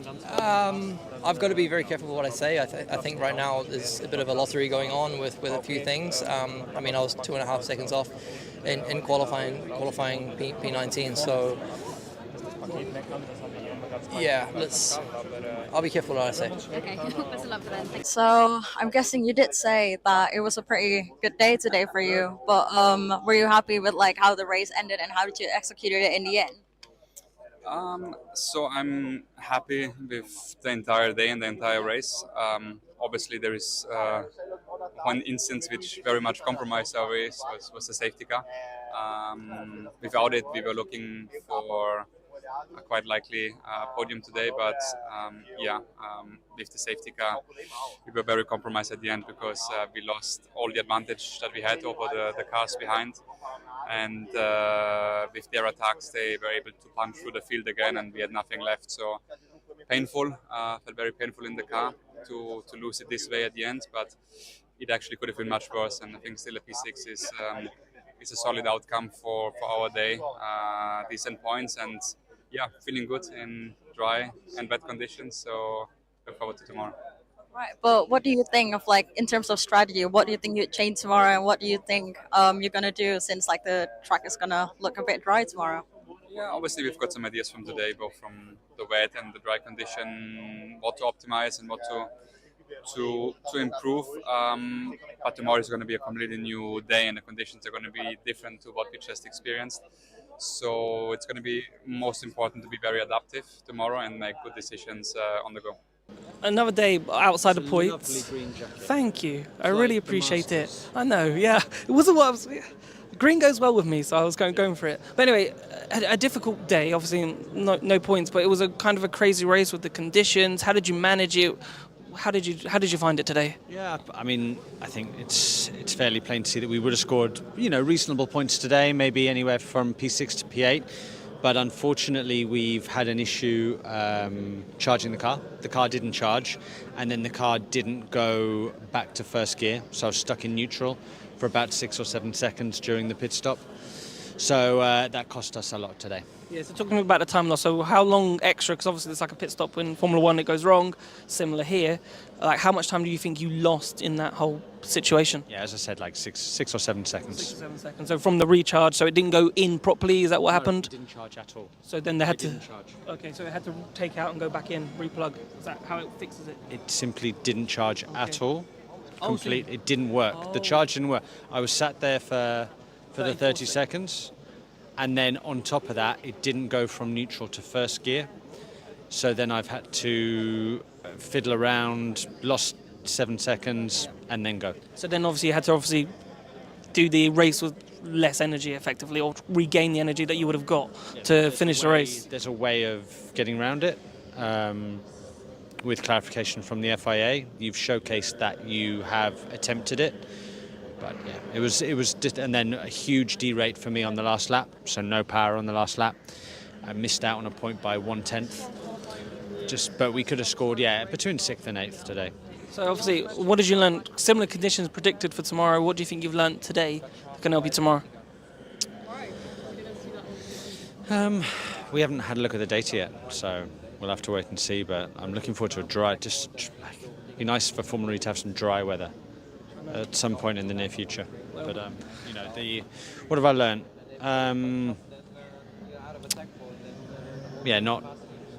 Not a lot right now. We need to delve into the data.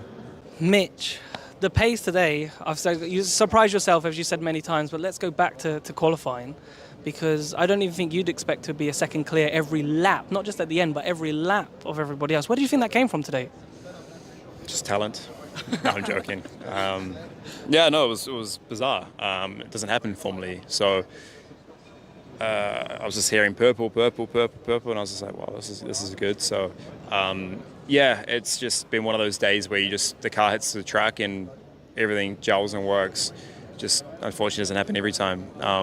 It's been one of those, as I say, one of those days. Nick kind of had a similar one in Shanghai where it just all clicks and just couldn't really do anything wrong.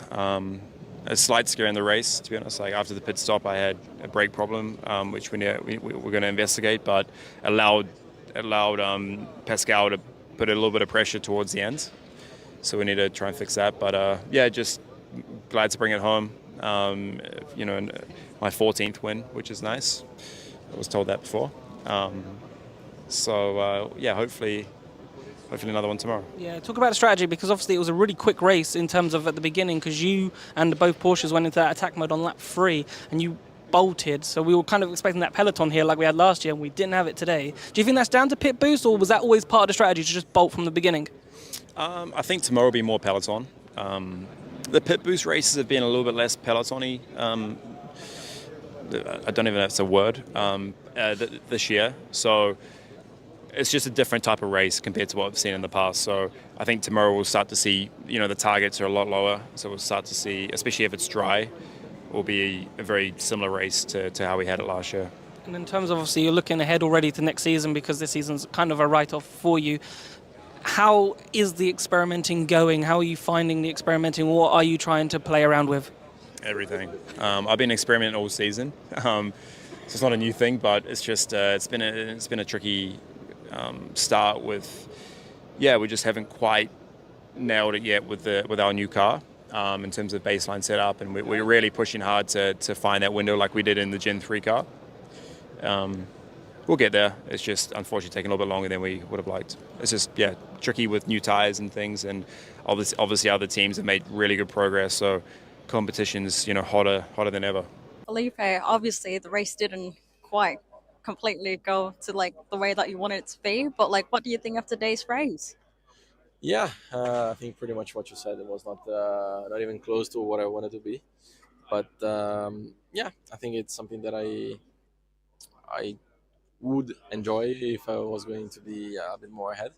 But yeah, I think we had already one penalty to cover from before the race, and then when we were doing that, we got another one for a little issue we had. So yeah, it was not great, but which made us follow behind the leader, and then from there was just gone. So yeah, not nice, but yeah, hopefully tomorrow will be better.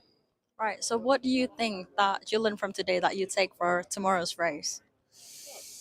I think just trying to save energy whenever I can, and when and why I should save and deploy a little bit more. So those kind of things is all learning and that I can take from today into tomorrow. And also the track's supposed to be looking quite dry, like unlike today. So like, is there any change of strategy that you were aiming for? Yeah, that's a good thing. I think our car looked quite okay in FP1, so hopefully it's going to be quite okay also for the races. I mean, it's something that I would enjoy to do, one race in the wet and one in the drive. So yeah, hopefully it'll be okay. Obviously, a difficult day. It's been a difficult period for yourself over the last couple of races. Where do you think the pace has gone? Because the others kind of bolted today, you weren't able to stick with them, and it's kind of been the same in Jakarta and the same in similar races. What do you think the problem is? No problem. I think the pace was fine. Okay, fair enough. Because obviously you've been winning races, and we've been used to you winning races, and all of a sudden you're not winning races, and you seem to be struggling slightly out there. So nothing to be concerned of. No, I'll win races again. I'm not concerned. Okay, splendid. Let's talk a little bit then about today, because obviously they went early, the Porsches, in the attack mode, lap 3, and they managed to create a big gap. Now, I wasn't expecting that kind of race today, because we were used to peloton here in Berlin. So, but obviously with the pit boost, does that kind of catch any of you by surprise on what they did? Well, I think they just had a slightly better pace. They took it early. They managed to capitalize on that. They were fast. I mean, I think we were just starting to come okay until the safety car. My pace during the pit window was pretty good. I had good energy as well. So I think the second half, or the last 10 laps, would have been quite strong. But yeah, just a bit disappointed with myself on the incident. Yeah, talk about just a little bit about the incident, because obviously you said all about what's Dragovic doing. I know he was a lap car, but they decided to not have blue flags for a select period of the race. Was that something that was discussed in driver briefing, and is that something on reflection was maybe not a great idea? Yeah, look, I was a little bit mad at myself in the moment and looking for someone to blame. I don't think he really did anything wrong. He found himself in a tricky position where he kind of wanted to get out of the way but couldn't, and then I was trying to pass him not to lose time, and I just made an error of judgment. Right, Dan. Probably not much to say today. Right, yeah. But what do you think of the race? Talk me through it. Yeah, so qualifying, we didn't quite get the setup right. Made some changes going into the race. Car was definitely better in the full wet. Obviously, it started to dry out through the race. We opted to not take attack modes early, which I think was a mistake because the field really spread out before the the pit boosts and stuff. So yeah, I think that was a mistake on the strategies side. We almost got very lucky with a late safety car because I had both my attack modes, and I probably could have, I reckon, finished 3rd or 4th. But there was an incident with Roland in turn 6, and Bird hit me going into turn 6, so I was really wide. I had to go around the outside, and I lost four places in 5 seconds or something. So yeah, just a bit of a mid race, to be honest. That's it. Yeah, a couple of points though, so it could have been worse. Well, what do you think of tomorrow's race, since it's looking pretty dry? So have you got a strategy, since you've been on a really good streak, actually? Yeah, no idea. I think FP1, our pace was okay, but not amazing. So yeah, we'll have to see. Definitely looking forward to tomorrow though. Yeah. Awesome. Thank you so much.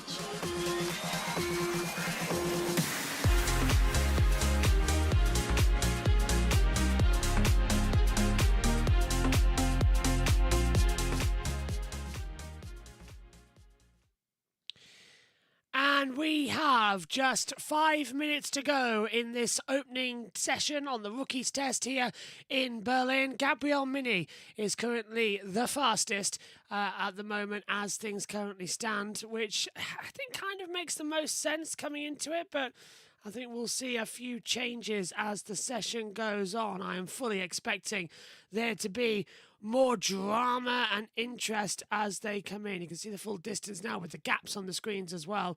And yeah, it's going to be an interesting session, to say the least, at the moment.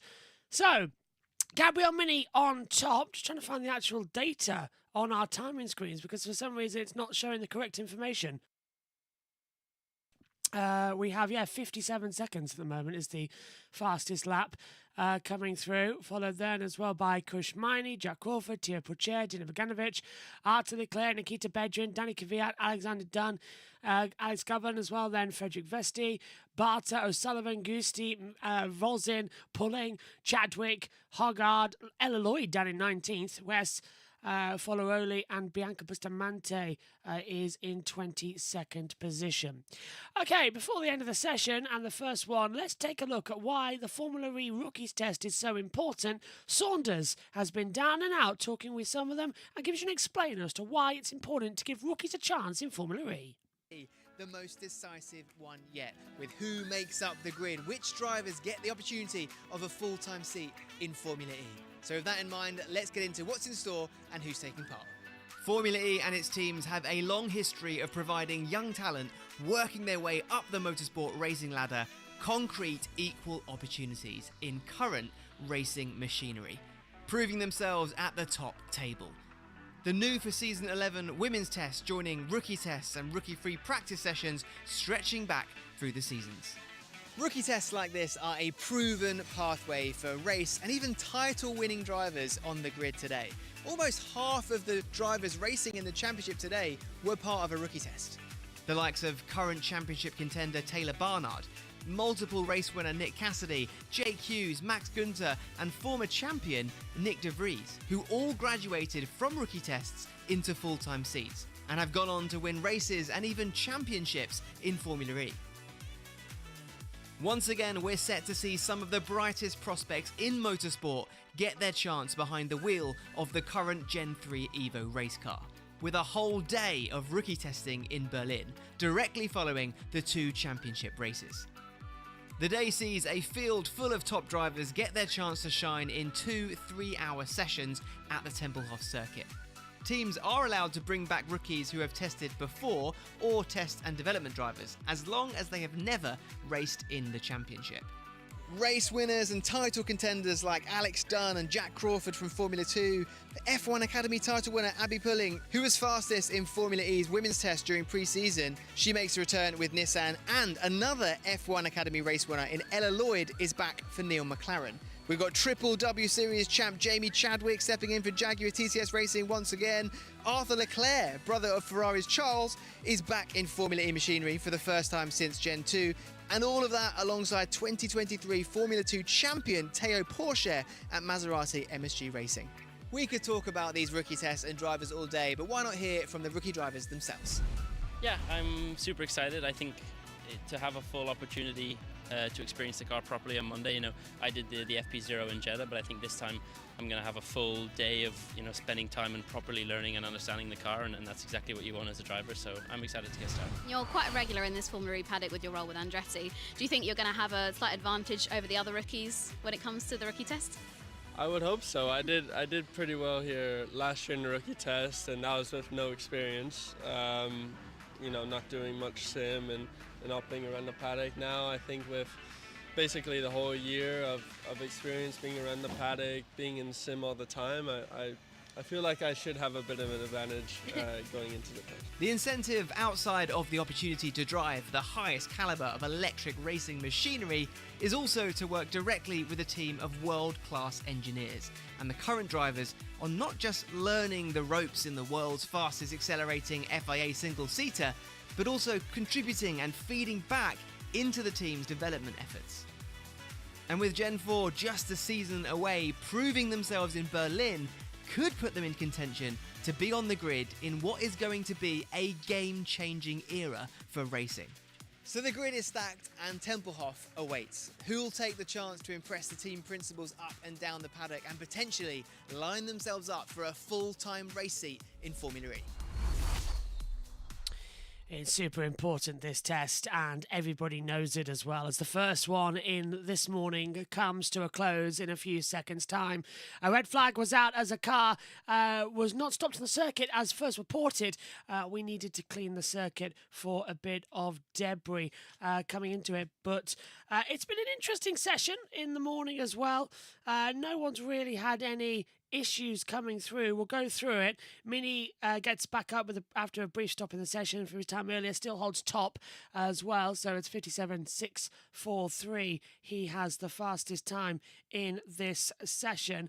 And Felipe Drugovich as well, who was the quickest in the rookie test that we had in 2023 and was close to carrying that over last year, stepped up to a full-time seat this weekend, of course, as he took over for Nick de Vries in the Mahindra.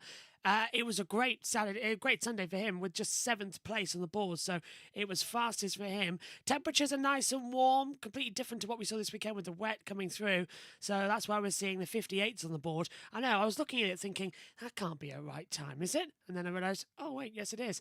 Bianca Bustamante's improved as we've got a yellow flag for practice starts on the grid. So that's going to be a normal part of the proceedings right now here in the opening of this rookie test. Now, this afternoon, we get underway at 1 o'clock UK time here on FEZ and JB Motorsports. So we'll be back for all of the action as well for the afternoon running here. And we'll hopefully be joined by a couple of guests as well to talk through the weekend's action. So from this morning, it's Gabriel Mini who is fastest from Kushmini in second, Jack Crawford is third, followed by Pourchaire, Boganovic, Arthur Leclerc, then it's Bedrin, Danny Kvyat in eighth from Alex Dunn, then it's Govan, Vesti, Barter, O'Sullivan, Gusti, Vosin, Hoggard, Pulling, Chadwick, Bustamante. And then it's nice to see actually that Abby Pulling slightly faster than Jamie Chadwick. We've always wondered in a test which would be the two faster, Pulling or Chadwick, after Chadwick won 3 W Series titles and Abby Pulling won the F1 Academy title as well. Showing up no Marta Garcia in this test though as well. Bianca Bustamante in 19th, Ella Lloyd in 20th, then it's Wes in 21st and Leonardo Foraroli is in 22nd position. Last driver to come in then into the pit lane after some practice starts will happen on the grid. But that is the end of the first session here this morning in the Rookies Test in Berlin. We'll be back at 1 o'clock for all of the action from this afternoon's Test 2 session here, live on Formula E Zone and JB Motorsports. Thanks for your company. We'll see you later on. Bye-bye.